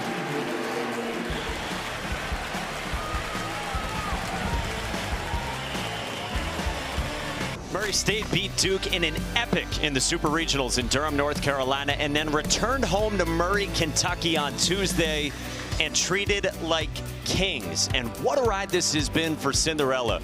John Hogarth was saying to us, we're a bunch of guys that kind of got written off, he said, from all our previous stops because of injuries. Or maybe we were told, he said, we weren't good enough.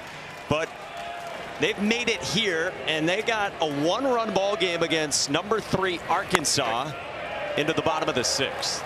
But they don't have a base runner against Gage Wood yet.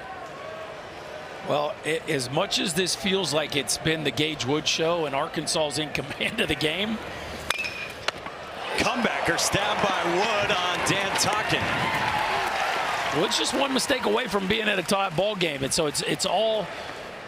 Silva's been equally impressive in a different way. In a different way, right. He's done it a different way. Looks like that's it for Isaac Silva. That's what it looks like, and I tell you what, well, against one of the best offenses in the country, he has twirled a gem. And I've been impressed how he's worked out of some jams too, man. That slow heartbeat, he's made some big pitches when he's needed to.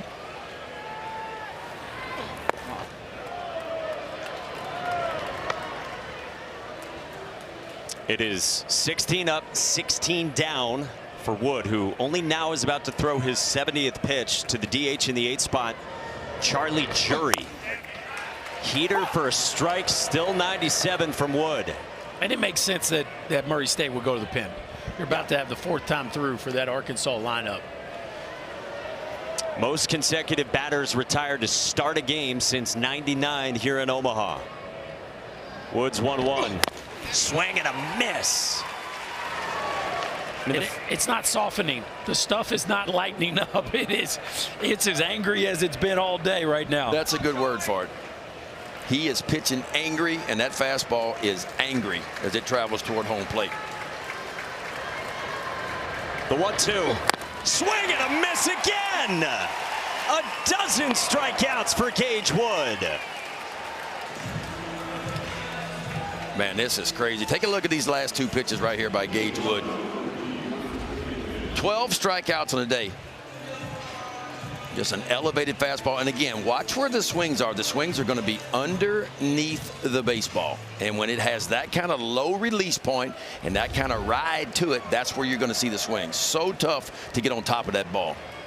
And now a meeting of high school teammates. Connor Cunningham, the shortstop for Murray State, against Gage Wood. And yeah, check out these guys back home in Batesville, Arkansas in December. Cunningham ran it full against Wood back in the third before he struck out. Yeah, Mike, same numbers, by the way, same hometown. They didn't play together in high school, but they do work out together sometimes back home and give each other feedback. It's pretty cool, these guys facing each other. Their high school coaches are here today, too. Inside. 3-0, though, from Gage Wood to Connor Cunningham. Dan Skirka's son, Keegan, here watching. There has not been a base runner yet for Murray State. 3-0 is a strike at 96. That's some easy gas, too. It's like he's just playing catch and just jumping out Berkey at 96. 3-1. Fouled away, and it's 3-2. Get to this point, Ben, you got two things going on here. You're in a one-run game, and you've been perfect. Like, there's a lot that's going on right here as he battles back from a 3-0 count.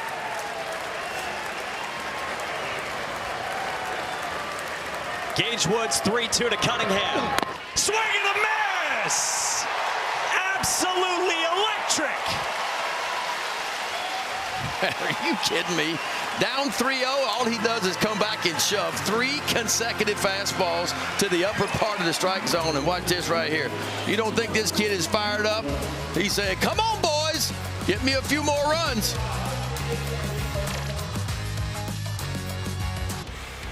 Well, the senior right-hander for Murray State out of Las Cruces, New Mexico, put on a show today, folks. It was east to west for the most part. He used that sinker down and in, and he spun that breaking ball right behind him. And what was impressive for me, guys, is he figured out a way to get out of some big moments. When he needed to elevate his game, he did it in a big way. 6 innings of work, 6 hits, only 1 run against one of the best offenses in the country, 2 walks, and 7 big strikeouts for the senior right-hander.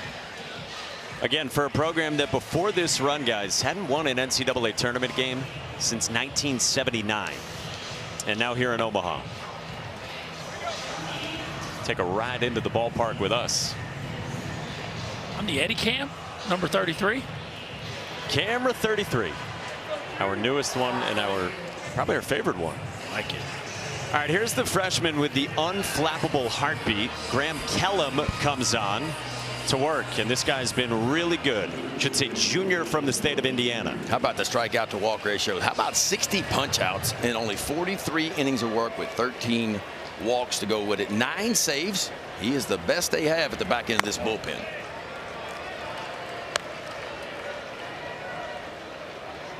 Fastball, slider, curveball, and a changeup as well. Fastball is going to be in that low 90s range. He's facing 9-1-2, starting with Justin Thomas Jr., center fielder who's been aboard twice. What a bounce back from 3-0 from Gage Wood against Connor Cunningham.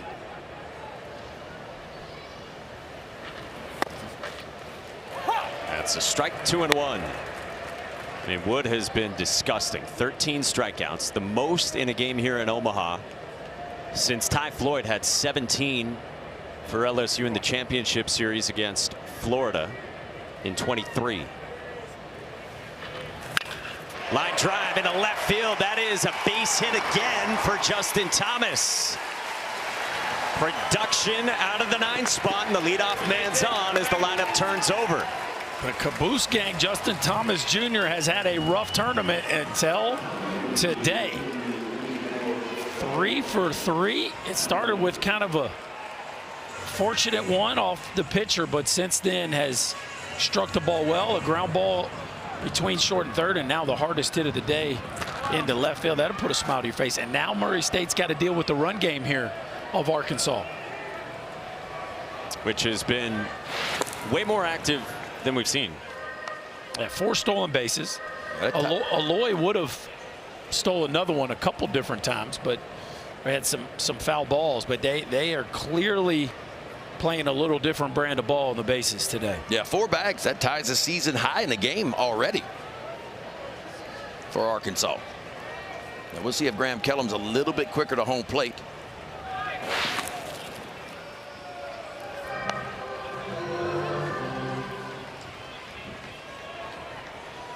Isaac Silva was awesome. And now Graham Kellum, who really turned his season around when the calendar flipped to April. Bouncing ball up the middle, just past the dive of Tom Decker. Thomas goes first to third, and the Hogs have him at the corners in a 1-run game in the 7th. Boy, Ben, this one could have been 4-6-3, and Dom Decker is look at him, shaded towards the 4-hole there.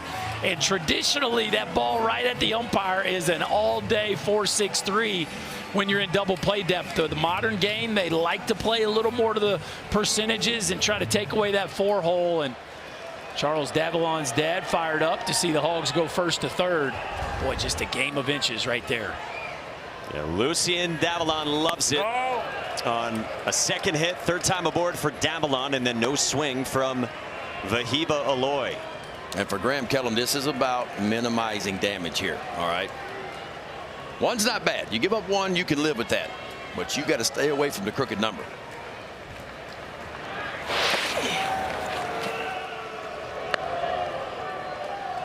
Dan Skirka has said about Graham Kellum, he's got the slowest heartbeat in America, to the point where Dan Skirka wonders sometimes, hey, do you even care about this? Runner bluffs, and it's caught on and missed by Vahiba Aloy. Fine line, isn't it? Sometimes you care so much, you go out there and your heart's racing so fast you can't make a pitch. Other times you're so cool that the coach is like, hey man, you dialed in here. It's kind of a big deal. But how about they dogpiled on him in Game 3 of the Super Regional? My man was on the bottom of the pile, got up and closed the game out anyway. You don't have too many stories like that. I was sitting there watching that. Oh my gosh, you know what's about to happen after that, but it didn't. Backup breaking ball. Kellum had closed out all 3 games in the regional, and then delivers in the supers as well against Duke. Dan Skirka said what he has done in the postseason, I don't know if I've seen a better performance from anyone at any level. Now against Vahiba Aloy. On the ground, fair ball past the dive of Garner. Thomas scores. Davalon stops at 3rd. Arkansas adds on with Aloy.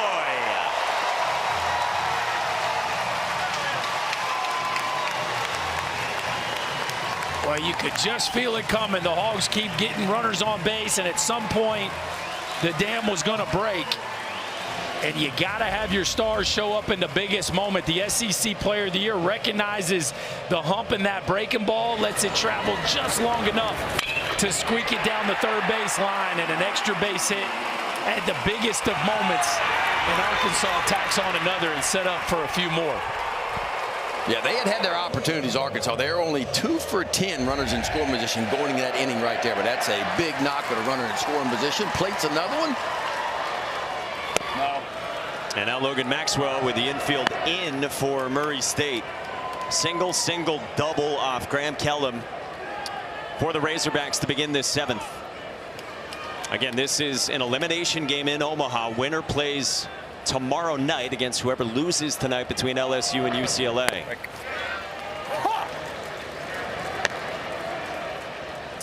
Dan Skirka has engineered an incredible run with this team. Arkansas got a run in the 3rd, another here in the 7th. 1-2 on Logan Maxwell. I mean, Graham Kellum's got a good fastball, but the scout report says the breaking balls are his bread and butter, both the slider and the curveball. And he needs a big strikeout here in a big way. 1-2. Poke foul.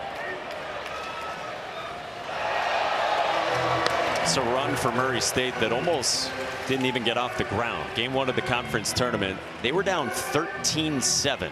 Now, it was a double elimination format, but they were playing through sleet in Normal, Illinois, and it didn't look like they'd be here in Omaha.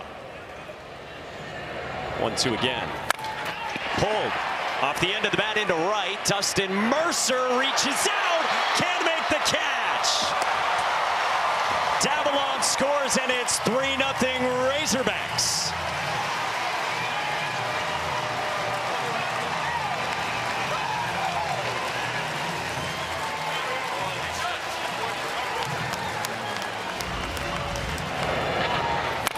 Boy, just a ball hit right off the end of the bat. You see Matt Mercer coming in right there. The ball actually hits in his glove and just falls out. Watch this.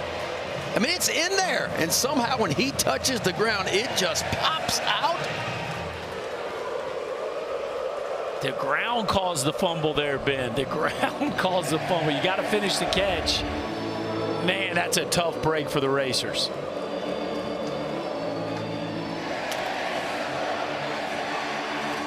They rule it an error on Dustin Mercer. So 3-0 Arkansas, and still nobody out in this top of the 7th. Feels like a tough error. That's a tough error. Picked that one up off the grass, and the ground caused it to come out. That's of the an above average play right there, and it just hits the ground and pops out. Now all of a sudden Reese Oakley gets up in the bullpen, the right-hander, one of their trusted pieces. Again, Graham Kellum has been nails for this team. But Arkansas's bats have woken up after they got through Isaac Silva. Cleanup man Ryder Helfrich singled his last time, made the adjustment. And he bunts toward third at Carson Garner, who retires Helfrich. A sac bunt moves Aloy to third and Maxwell to second. Well, we're seeing this Razorback offense play a little bit differently today, huh? Sack bunts, stolen bases, moving runners. Hit and run every now and then. Ryder Helfrich just a beautiful job here, getting the barrel out in front, keep the bat above the baseball, and angle it down the third base line, make the third baseman charge and field his position. You can easily advance both runners, and that is textbook sacrifice bunt right there. I don't know when I've seen the Razorbacks play this much small kind of ball. Like, it's been a minute. Infield in, and Cam Kojal, the batter. And playing this way in this stadium, especially the way it has played the last few days. A little different than Baum-Walker this time of year. Yeah, it is. We saw 2 home runs hit last weekend at Baum-Walker at 84 miles an hour. He was jumping there a little bit. Logan Maxwell couldn't believe he got one of them out. He thought it was a fly out, and he will gladly take it. And then all this support builds for Gage Wood. If you're just joining us, maybe you got some sort of an alert. That's why. Perfect through 6 with 13 strikeouts. 2-1. It's 78 pitches for Gage Wood as well. So he is in a pretty manageable spot. Yeah, and this long break is not doing him any good at all. You don't mind it, obviously, because they're putting up points on the scoreboard, right? You're getting some runs. But still, when you're in that kind of groove right now, you want to get right back out there and go again. And sometimes sitting for a long time, things are a little bit different when you go back out. I was about to say, he's like, all right, let's cash these last 2 in, and then everybody get me back out there. Get off the field. Let me back on that bump.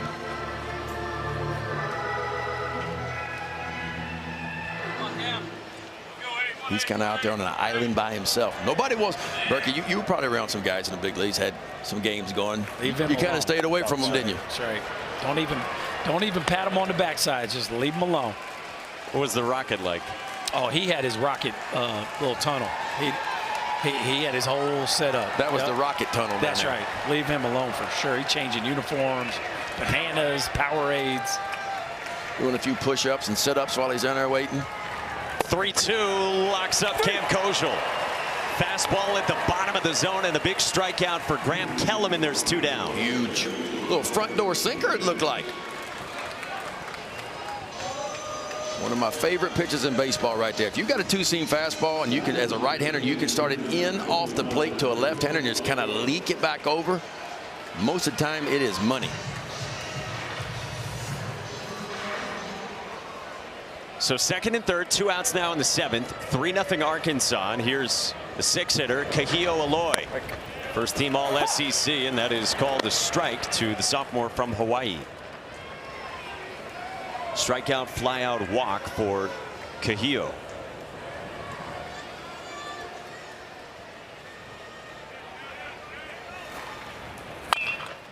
Bouncer foul, and it's quickly 0-2. It's been tough sledding again. This is such a talented young hitter, somebody that, again, led the league in RBIs in the Southeastern Conference, but it has just not been quite as consistent here down the stretch, but you just feel like he still has a few more big moments in him. Are you seeing anything, Berkey, mechanically that's caused him to be a little bit off right now? Well, he's missed the breaking ball regularly, right? People are just staying away, speeding him up, and then slowing him down and getting him to chase. And I think the hardest part he's had to do is really make and force the opponent to throw him a strike. 2 strikes on him here in the 1-2. Bouncing ball foul down the third base line. Like once you're that big and scary and have that much kind of bat speed and doing that kind of damage, at some point people are just going to say, you know what, we're okay with walking you. But if you're not going to take your walks, then stuff can kind of spin sideways on you. And I think that's probably been his biggest issue here down the stretch. And that was a hanging breaking ball, and he just barely got a little piece of it. You throw a good breaking ball down and away, you're probably going to get him. Graham Kellum's 1-2 is a fastball lifted to right. Dustin Mercer's there, and the inning's over. 2 more runs for Gage Wood, and check out these numbers. Perfect through 6. He has struck out 13 of the 18 that he's faced, and we go to another inning for Wood in the bottom of the 7th.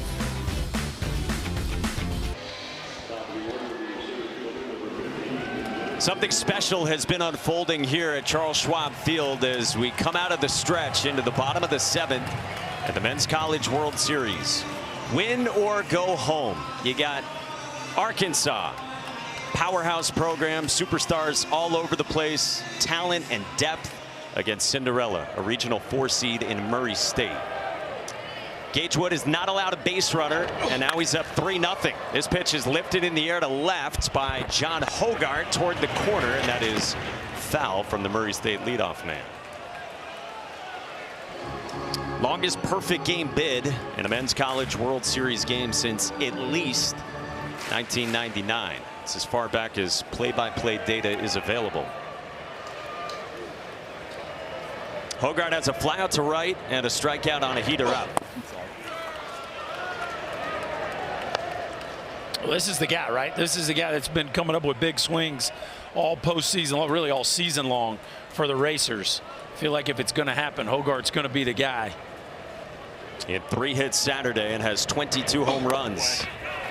Fastball just missed. Wow. 2-1. I love watching Hogart hit. Berkey, there's not a whole lot of movement. It's nice and simple. He just kind of gets his foot down. Not a whole lot of movement, like he's in a good, ready position to hit. Look how simple and quiet it is. He's a really impressive young man. We told you, redshirt senior, who said the other day that he thought at one point he was done with baseball. He'd done junior college. He had gone to Louisiana Tech. He had a nerve issue in his shoulder. And he said he was debating on packing up the cleats and never touching them again when Dan Skirka tried recruiting him for a 3rd time. And now in a couple of seasons at Murray State, he's been excellent. He's getting his 3rd look at Gage Wood, whose 2-2 pitch is cut on and missed. 14 strikeouts for Wood. I mean, this is ridiculous.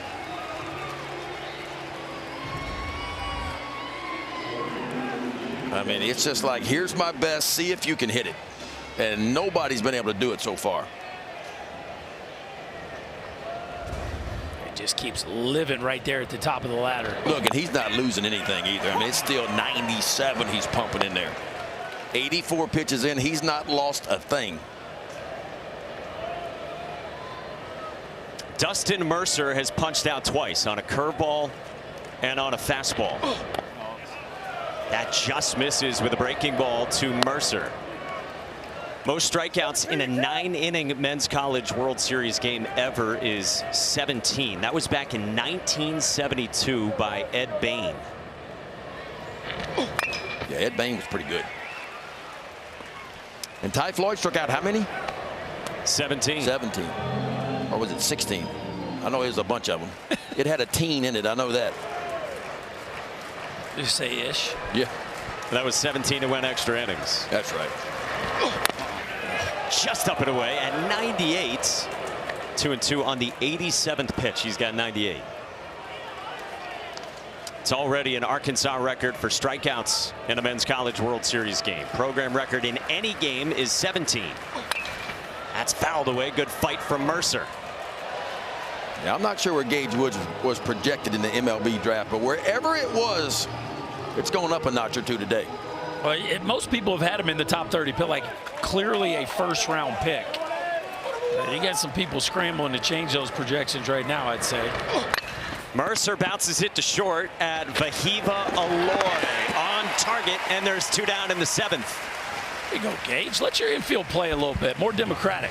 Share the ball a little bit. Can't strike everybody out.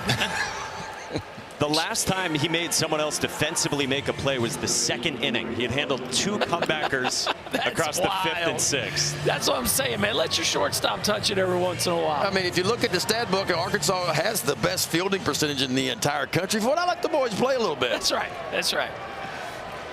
Now the 3-man Carson Garner. First pitch swinging, stabbed by Robinette. Inning over. If something's going to happen, you need moments like that. If you're going to keep it perfect, the defense has got to play a part. Reese Robinette gets a really tough hop here on this last bounce. Stay with it, young fella. Tell the pitcher to put on the brakes. The Arkansas first baseman showing some nifty glove work. We're perfect through 7, folks.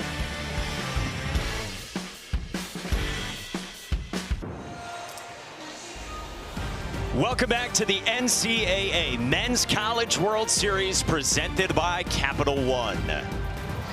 3-0 Arkansas in this elimination game against Murray State down on the diamond, and the story all day has been Gage Wood.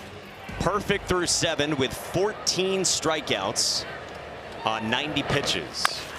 Off the foot. Oh, where it went. There it is. This is Brent Iredale leading off. All right, so NCAA tournament history. There's never been a perfect game. There have been 8 no-hitters. That's in the entirety of the tournament. When you whittle it down to just the Men's College World Series, 2 no-hitters. One in 1950, the other in 1960. Lifted in the air to right center by Iredale as Mercer goes back and makes the catch for the first out for Graham Kellum here in the 8th. For fans just tuning in, maybe they've been getting the alerts, hearing what's going on. The story with Gage Wood today has been what? Oh, dominance. I mean, I don't ever remember a performance like this. I mean, it's just been, and we talked a lot about the fastball, and the fastball to me has been outstanding. But I think what's made the fastball so good is his ability to land the breaking ball, throw some good bangers. He throw that little change up, little splitter behind it as well occasionally. Oh, I mean, he's just filled up the zone. Yeah, I would say it would be the efficiency with which he's dominated. We've seen dominant performances, but never, I can't remember at this level of efficiency in strike throwing. Yeah, and he's doing it against a team, too, that's averaged 10 runs per game in the NCAA tournament. They have been a really solid offense as Murray State. He's thrown 90 pitches through 7. Career high pitch total is 91 a couple weeks ago. 2-1 on Reese Robinette, who doubled and scored back in the 3rd. Now, you mentioned this, Ben, fresh arm, because he missed 2 months with a little shoulder impingement earlier this year. Yeah, I mean, you hate it at the time, right? You never like to go down and miss time, especially in your draft year, right? It's so important. But sometimes it's a blessing in disguise. Because I remember pitching here in Omaha and just the tank was empty, like there just wasn't a whole lot there. And I'd like to kind of rewind back 2 months earlier when everything felt really good before the innings started to pile up and the pitches started to pile up. And so it's been a blessing for him. There's no doubt about that, because he is at his best right now. Robinette strikes out. There's 2 down. Sunday Night Baseball series finale is the Mets and the Phillies. 7 Eastern on ESPN, ESPN Deportes, and ESPN Radio. Coverage starts at 6 Eastern with Baseball Tonight Sunday Night Countdown for the Mets, who have the best record in the National League. I think they got the best pitching staff, too. I mean, it's been about their, I mean, obviously their offense is good, but that pitching staff has been elite. They had injury question marks in the rotation going back to spring training. All right, Justin Thomas has had 3 hits out of the 9th spot for Arkansas, who's put up these 3 runs, 1 in the 3rd and 2 in the 7th. They're the highest remaining ranked team left playing college baseball. We got 7 left in the country, down to 6 after this one. Arkansas, the preseason number 5, got as high as number 1 in early April. First 2 months of the season, they had only lost 3 games. Finished 2nd in the SEC, a couple of games behind Texas, and 1 game in front of LSU and Vandy. And this team, Dave Van Horn wanted to get here, knew how talented it was, and knows how hard it is in this day and age to get here.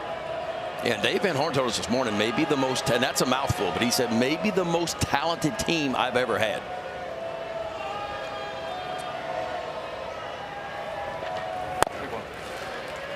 Well, so many things have to come together just to get here, much less win the whole thing. And nobody knows that better than him. He's been here 10 times. And so I think the relief when you know you have the horses to get here sometimes is more than the joy. Yeah, and what's been impressive for me about Arkansas, they've had some big-time injuries throughout the year. I mean, they had some guys go down. They came back. They missed some guys. They just stayed the course. Dave Van Horn does it again.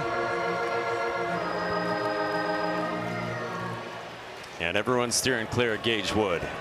Fan blowing.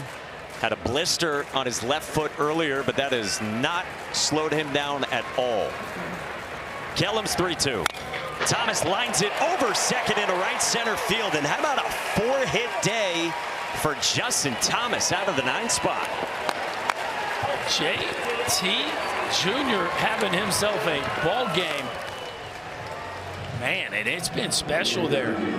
Never has had a 4-hit game. Well, you can check that box now, young man. How about a 4-hit game at the College World Series? A day he will never forget. The guy came in hitting, what, 273 out of the 9-hole, a 4-for-4 day. See how aggressive he's going to be. The Hogs have been running today, facing elimination and just trying to create offense. Thomas takes off. The pitch is a strike. Vierling's throw. Got him. Will Vierling delivers a strike to throw out Justin Thomas Jr. and get Murray State off the field. Gage Wood, 90 pitches deep into his day, is perfect through 7 and is back out for the 8th after this. The NCAA Men's College World Series is presented by Capital One. What's in your wallets? Gage Wood took them out today with the best swing and miss 4-seam fastball in college baseball. And nothing that's happened in the last 2 hours tells you anything different. But he's had it all going today. 91 pitches into his day, bottom of the 8th inning. And he's been perfect as he faces 4, 5, and 6, starting with Dom Decker. Couple Ks for Decker. Both times looking up the ladder. Dom Decker from Silver Creek High School, Southern Indiana, getting him a chance at history right here.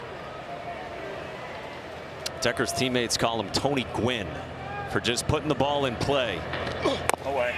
Wow, that just missed, and it's 2-1 on Decker from Wood. His parents, Brian and Cassidy, are watching intently. Brian and Chastity Wood.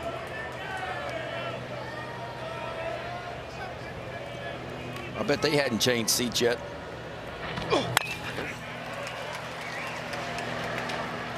Well, he had his chances there, Ben, right? Ahead in the count. You know, he's had a couple ahead in the count fastballs here in this AB, and just consistently the racers have just not been able to get the barrel out in front of home plate. Your eyes just deceive you. I mean, you expect it to come down like the thousands of balls you have hit. Oh, the breaking ball gets away and hits Dom Decker.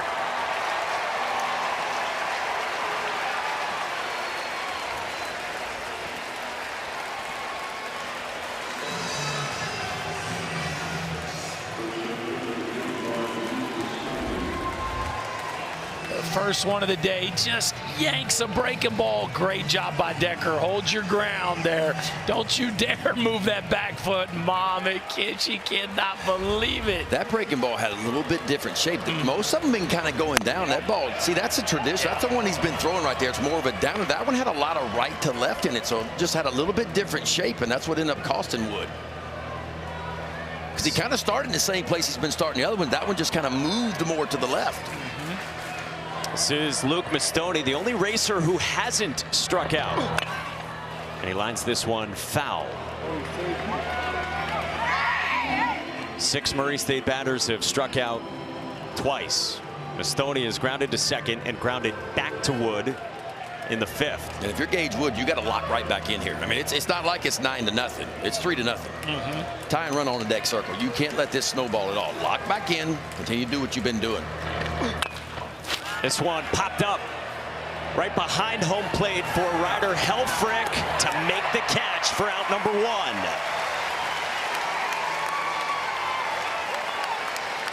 Well, that's not an easy play. You got to get all the way back to the back edge. You got a sun beating down on you, and he tracks this thing. Get rid of the mask. Track this thing right to the wall. I like that. See a lot of catchers kind of overrun those balls because, you know, the ball goes up around home plate. What's it going to do? It's spinning back towards the field of play. He caught that ball out in front of him and worked his way to it.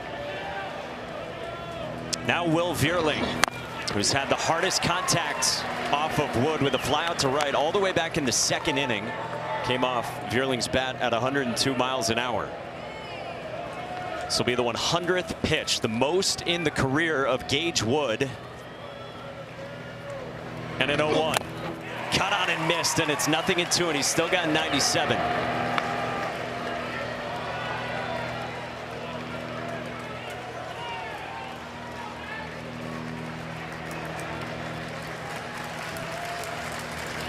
Woods 0-2. Up the ladder for 15.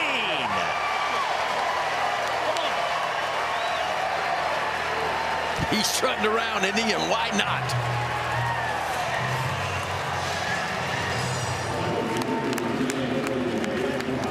Well, you get to the point now, if you're a pitcher, you're starting to smell the finish line. He is smelling it. His folks, Chastity and Brian Gould, you just saw here watching their son absolutely shove. Now Dan Talkin in the 7th spot. Strikeout and a comeback or ground out. First pitch swinging and still an untouchable fastball. 23-year-old redshirt senior, 2nd year at Murray State. Played a year at Albany as well. Big and strong. Facing Wood.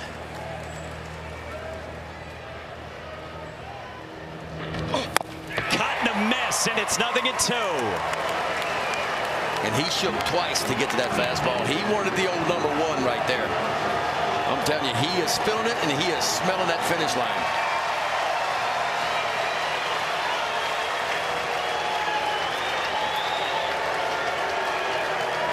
He coming back again, top shelf right here. Fastball just above the top of the zone. A little timeout here by Talkin. Gage Wood not having it. He's not having it. He got a smile on his face. He is not. Look at that little wry grin. This might be 99. This could be the fastest fastball of the day. A wry smile and some spit in the direction of home plate after the timeout from Talkin. Pitch number 104.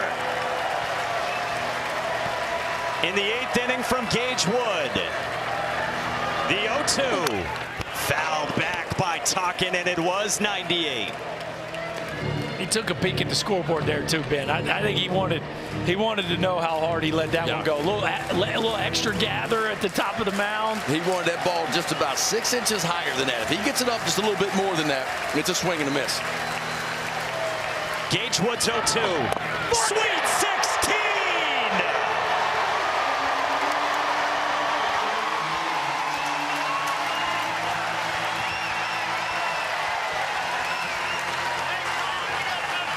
I can't believe what I'm seeing, guys. I can't. You talk about carrying your stuff.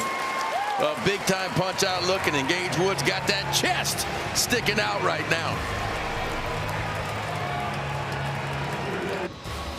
Not even blisters and timeouts taken by the offense can stop Gage Wood, who was fiery coming off the mound with that strut and that scream, with his parents watching at the end of 8 no-hit innings at the Men's College World Series. This is absolutely legendary in every way. Elimination game, backs against the wall against Cinderella, and Gage Wood has been dominant. And he's needed to be, too. Because we got a tight ball game. 3-0 Razorbacks. They got a run in the third, 2 in the 7th against Stan Skirka and Cinderella. Murray State, from all of 17,000 people in Murray, Kentucky, 700 can fit in their ballpark. Chuck Davalon fouls it away, and it's 0-2. Gage Wood probably not happy about that breaking ball that got away to break up his perfecto. That dude is amped up, isn't he? And you see Ryder Helfrich there with him. Let's not forget, Ryder Helfrich calls the game. Yep. And you got a sophomore catcher and a college pitcher out there twirling near perfection here through 8. It's talk about legendary. You can't discount what the backstop has done, Ryder Helfrich, to help navigate Gage Wood to this point. And they've pretty much been on the same page. We've seen a few shakeoffs here and there, but that's normal. Graham Kellum misses away 1-2 on Chuck Davalon. And again, for the casual fan just tuning in the college game, that is very rare for the catcher to call it. Very, very rare. And they spend a ton of time educating, teaching, coaching, correcting, but when the games start, they let their catcher call the game. Davalon strikes out against Kellum, and there's 1 away in the top of the 9th. And that's Ryder Helfrich right there. Came in a huge prospect and has had a breakout sophomore season behind the plate with the bat. And Matt Hobbs, the pitching coach for Arkansas, will tell you, along with Dave Van Horn, that what he does stealing strikes back there, they haven't needed that today, but is worth 15 runs in their entire season. Almost worth a full run of ERA with the numbers they crunch under their model. Here's Vahiba Aloy, SEC Player of the Year, Golden Spikes Award finalist.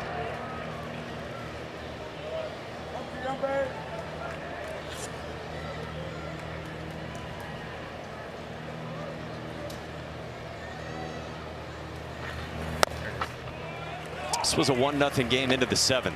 Gage Wood has rightly drawn so many of the headlines, but the other part of this is Murray State has just hung around throughout, and they got a gem of a different variety from that guy, Isaac Silva, one of their best starters.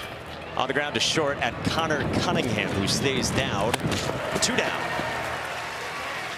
Men's College World Series action continues all week here in Omaha, and the championship series starts on Saturday. For more info, go to ncaa.com, the home for all 90 NCAA championships.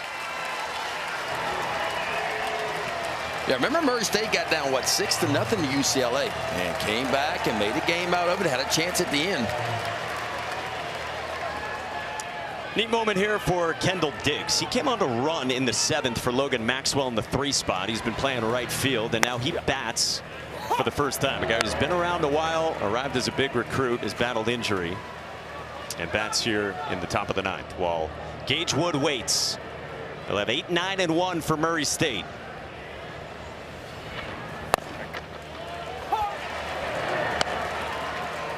Yeah, a couple of years ago, Kendall Diggs was one of their most productive hitters, but injury, some other players coming on the scene, and he is taking more of a secondary role. So Neat moment for him to get a bat here at the College World Series. No, that one's in. While Gage Wood continues to wait for Arkansas. 105 pitches, already a career high, well above the 91 that was his previous career high 2 weeks ago. 2-2.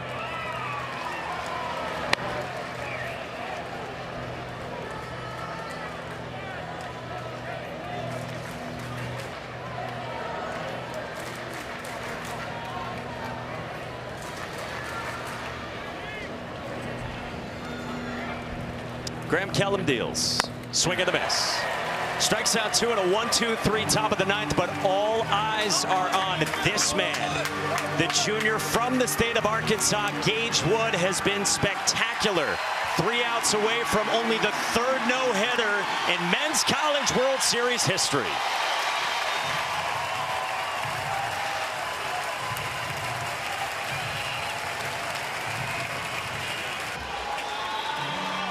This is the 78th Men's College World Series. There have been 2 no-hitters ever. Jim Erler in 1950 for Texas, and Jim Wixon 10 years later in 1960 for Oklahoma State. In 1950 was the first time they played here in Omaha. This is now the 75th year of this event in Omaha, Nebraska, and Gage Wood is 3 outs away from history against 8-9-1. Pinch hitter here is in the 8th spot in the lineup. Nico Bermeo, a grad student from Chicago and a Division III transfer who is a grinder, his teammates were telling us. Wood has had a fabulous fastball all day. On the ground, foul, and it's 0-2. Is that a cutter? That's a first, and I don't remember a cutter all day long. Maybe a couple of them, but not many. And clearly his 3rd best pitch. I'm kind of surprised with that. Gage Wood's 0-2. Nope. Up high and no chase. If you're just joining us, this is the best 4-seam fastball in college baseball. Stick with that one, Gage. Dance with the one that brought you. Pitch number 109 from the junior right-hander. Bermeo stays alive. 97. Bermeo looks like he's ready for the fight off the bench. Almost shot one down the line there. The first hack looked, just missed that one. 1-2. Comes up and in and hits Bermeo to get aboard.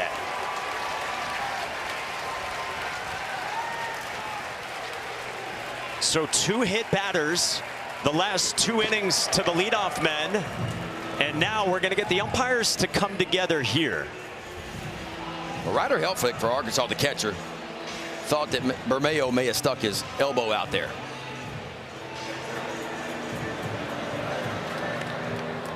Arkansas, a challenger called a hit by pitch. This play is under further review. The rule is this in college baseball: if the batter is judged to intentionally make a movement to be hit by a pitch, it's a strike. In this case, that would mean a strikeout. So did he intentionally move to be hit? I mean, you're allowed to turn your back to the ball, aren't you, Ben? Yes, you are. I mean, I'm allowed to turn.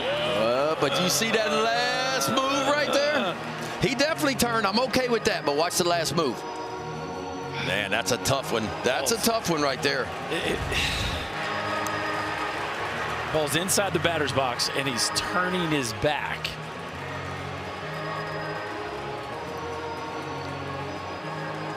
Gage Wood is like all of you and all of us. He's looking up at the video board as they just flashed replays on the big screen. It's a unique rule in college baseball. It flares up, it feels like, at some point every season where we're talking about it. In a weird way, I'm glad this wouldn't be the perfect game on the line here, right? Right. The fact that that's already over with, you're not sitting here trying to split hairs over a perfect game in the 9th. I just feel like that call stands.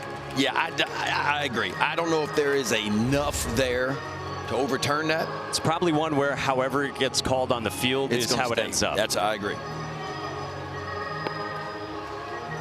So for a guy who has not pitched with runners aboard, except for in that last inning. After further review, the batter is going to be out for being attempted. Wow! 17 strikeouts for Gage Wood, and he's 2 outs away. I didn't see that one coming. And Dan Skirka is not happy about it. That is such a big call. In a lot of ways, that's a huge call. Murray State needing base runners. They thought they had one.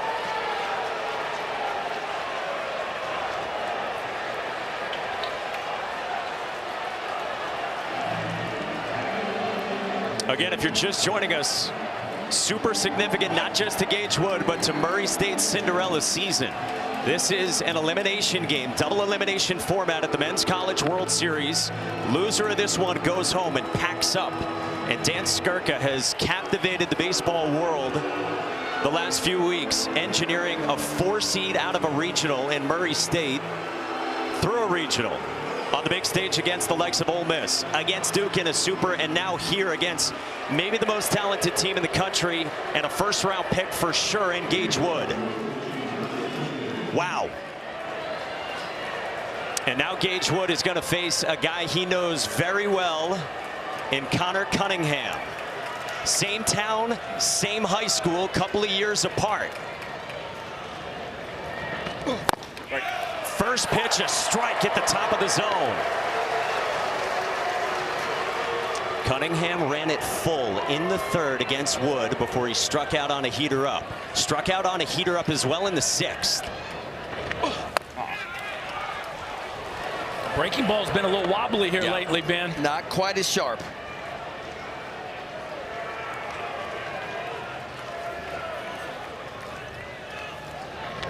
That's out. That's out. You can hear from the home plate umpire, and it's 2-1. Pitch number 114 from Gage Wood. Is a 2-1. Cunningham cuts through it.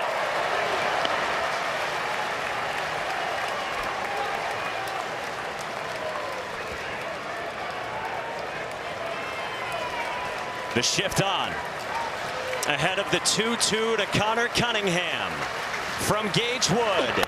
Swing and a miss! 18 strikeouts for Gage Wood. Berkey, I'm not sure he needs that breaking ball right now. The old number 1 is might all he needs right now. He has set the program record for strikeouts in a game.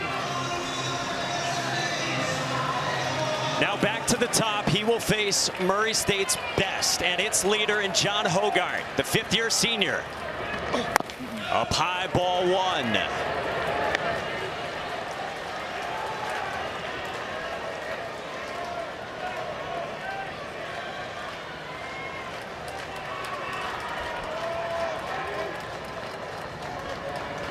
The 1-0. Hogart tips it foul off the home plate umpire, Brian DeBrouwer.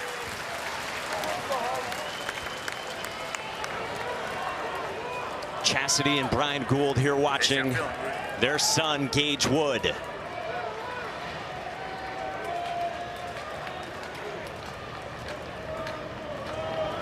Wood shakes Helfrich. The 1-1 is a strike, and it's 1-2.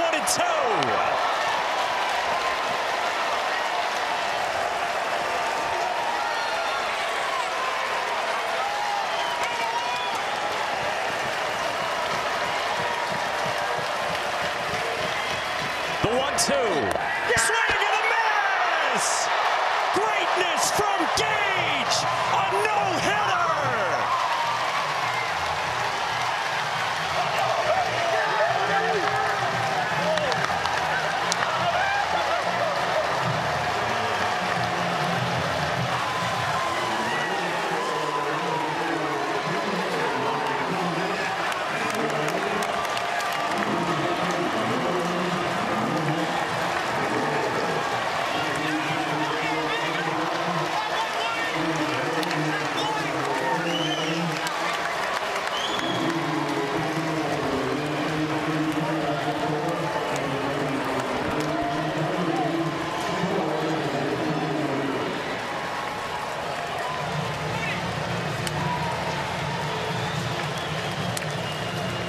the third no-hitter in the history over 78 years of this event, and the first in 65 years.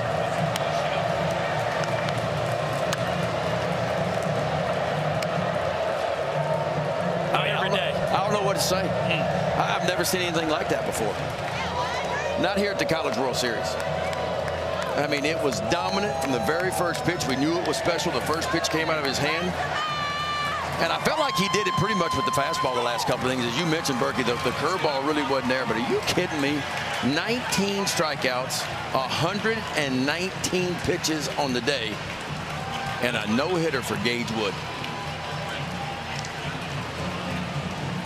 And on the other side, at the end of a storybook season for Murray State. A Cinderella that captured America's hearts, but they ran into Gage Wood today. A program record 19 strikeouts, the second most ever at the Men's College World Series, and the most ever in a 9-inning game. And a hug for Connor Cunningham in front of the dugout. How special is that? What a day. And throughout his moment, he wants to go over there and share it with a hometown pal. What a performance by Gage Wood. Electric. Danny. Hey, you just came over here, gave a hug to Connor Cunningham. Why? Because, I mean, I work out with that guy in the off season, and, you know, like, I mean, I didn't expect to see him here. I mean, and like, I got to play against him. You know, he got there a year late than from when I graduated. But I mean, I work out with that guy in the off season. You know, he's a grinder. He works his tail off every day, and he's my scramble buddy too. And I mean, I'm looking forward to working with him every off season going forward. You know, he's gonna be he's gonna get drafted one day. You know, he's a solid shortstop. I think he was freshman of the year for them. So of course I'm gonna go over there and talk to my guy. Like, I mean, I'm on cloud 9 and their season ended, but you know, I mean, I'm gonna go tell him I love him, great job, and keep working. You just threw the third no-hitter in the history of this event. How do you describe your emotions? I shouldn't have hit the guy. That's it. That's all I gotta say. When did you realize something special was happening? I mean, I didn't throw a pitch out of the stretch for a while, and I was like, oh. And your fastball, how did that feel to you? Man, it was coming out pretty good, it felt like today. I mean, it's nice and warm, so I was feeling pretty good. Your family's here watching. We saw pictures of them and their emotions. How meaningful have they been to you in your journey? I mean, they're everything. You know, they sacrifice a lot of time and money and everything to take me all over the country to play baseball. You know, and I can't thank them enough. And even my high school coaches that are here right now, and my high school strength coach, I wouldn't be where I am today without Bryce Holmes. Yeah, you're an Arkansas kid. You're representing Arkansas. What's this program meant to you? It's everything, you know. I mean, it's the only thing I'm focused on. We got to keep winning. You know, we want the whole thing. Hey, last one in this elimination game. Dave Van Horn has talked to you guys about how bad he wants this for you. What does he mean to you in this program? I mean, it's everything. You know, like everybody says, like there's one thing missing in that trophy room of his. You know, he's going to go down as one of the baseball legends, and every day we're working to get that for him.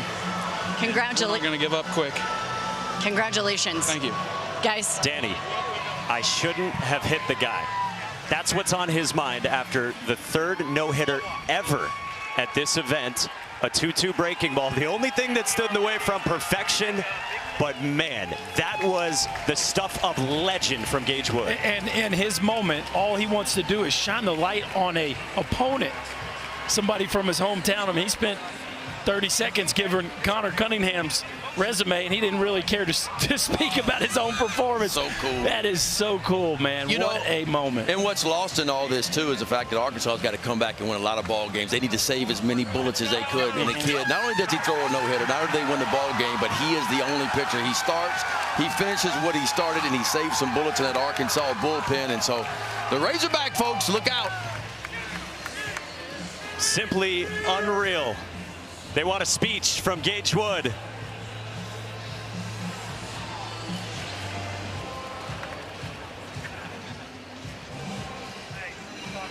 Not every day you call one you'll never forget. We just did, boys. You guys did just enough. And, who do you think the Capital One rewarding performance is? Give you one guess. Who could it be? A program record 19 strikeouts. The first individual 9-inning no-hitter for the program since 1996. And only the third here at the Men's College World Series. Jim Erler threw the first in 1950 for Texas. Said years later, I felt like I was on the moon after I pitched that game. Said he was proud later on because there was only one other fellow, he said, to accomplish it in the past 50 years. Well, 65 years passed since the last, and Gage Wood just made history. It truly was epic. I mean, it was as dominant, as efficient, as explosive, as memorable of a moment as you will ever see from a college pitcher on a huge stage. So, Ben, you said it. I mean, they saved the bullpen 119 pitches because of Gage Wood. A team trying to win 4 games in 4 days after losing its opener on Saturday against LSU. Yeah, he did exactly what he needed to do. I mean, that's what they have to do, is go out and win ball games, and he needed to save some bullets, and he did. For Ben McDonald, Chris Burke, and our entire crew behind the scenes, Mike Monaco saying so long from Omaha, Nebraska. Gage Wood was spectacular. Wood gets the no-hitter at the Men's College World Series for Arkansas, the third ever in Omaha.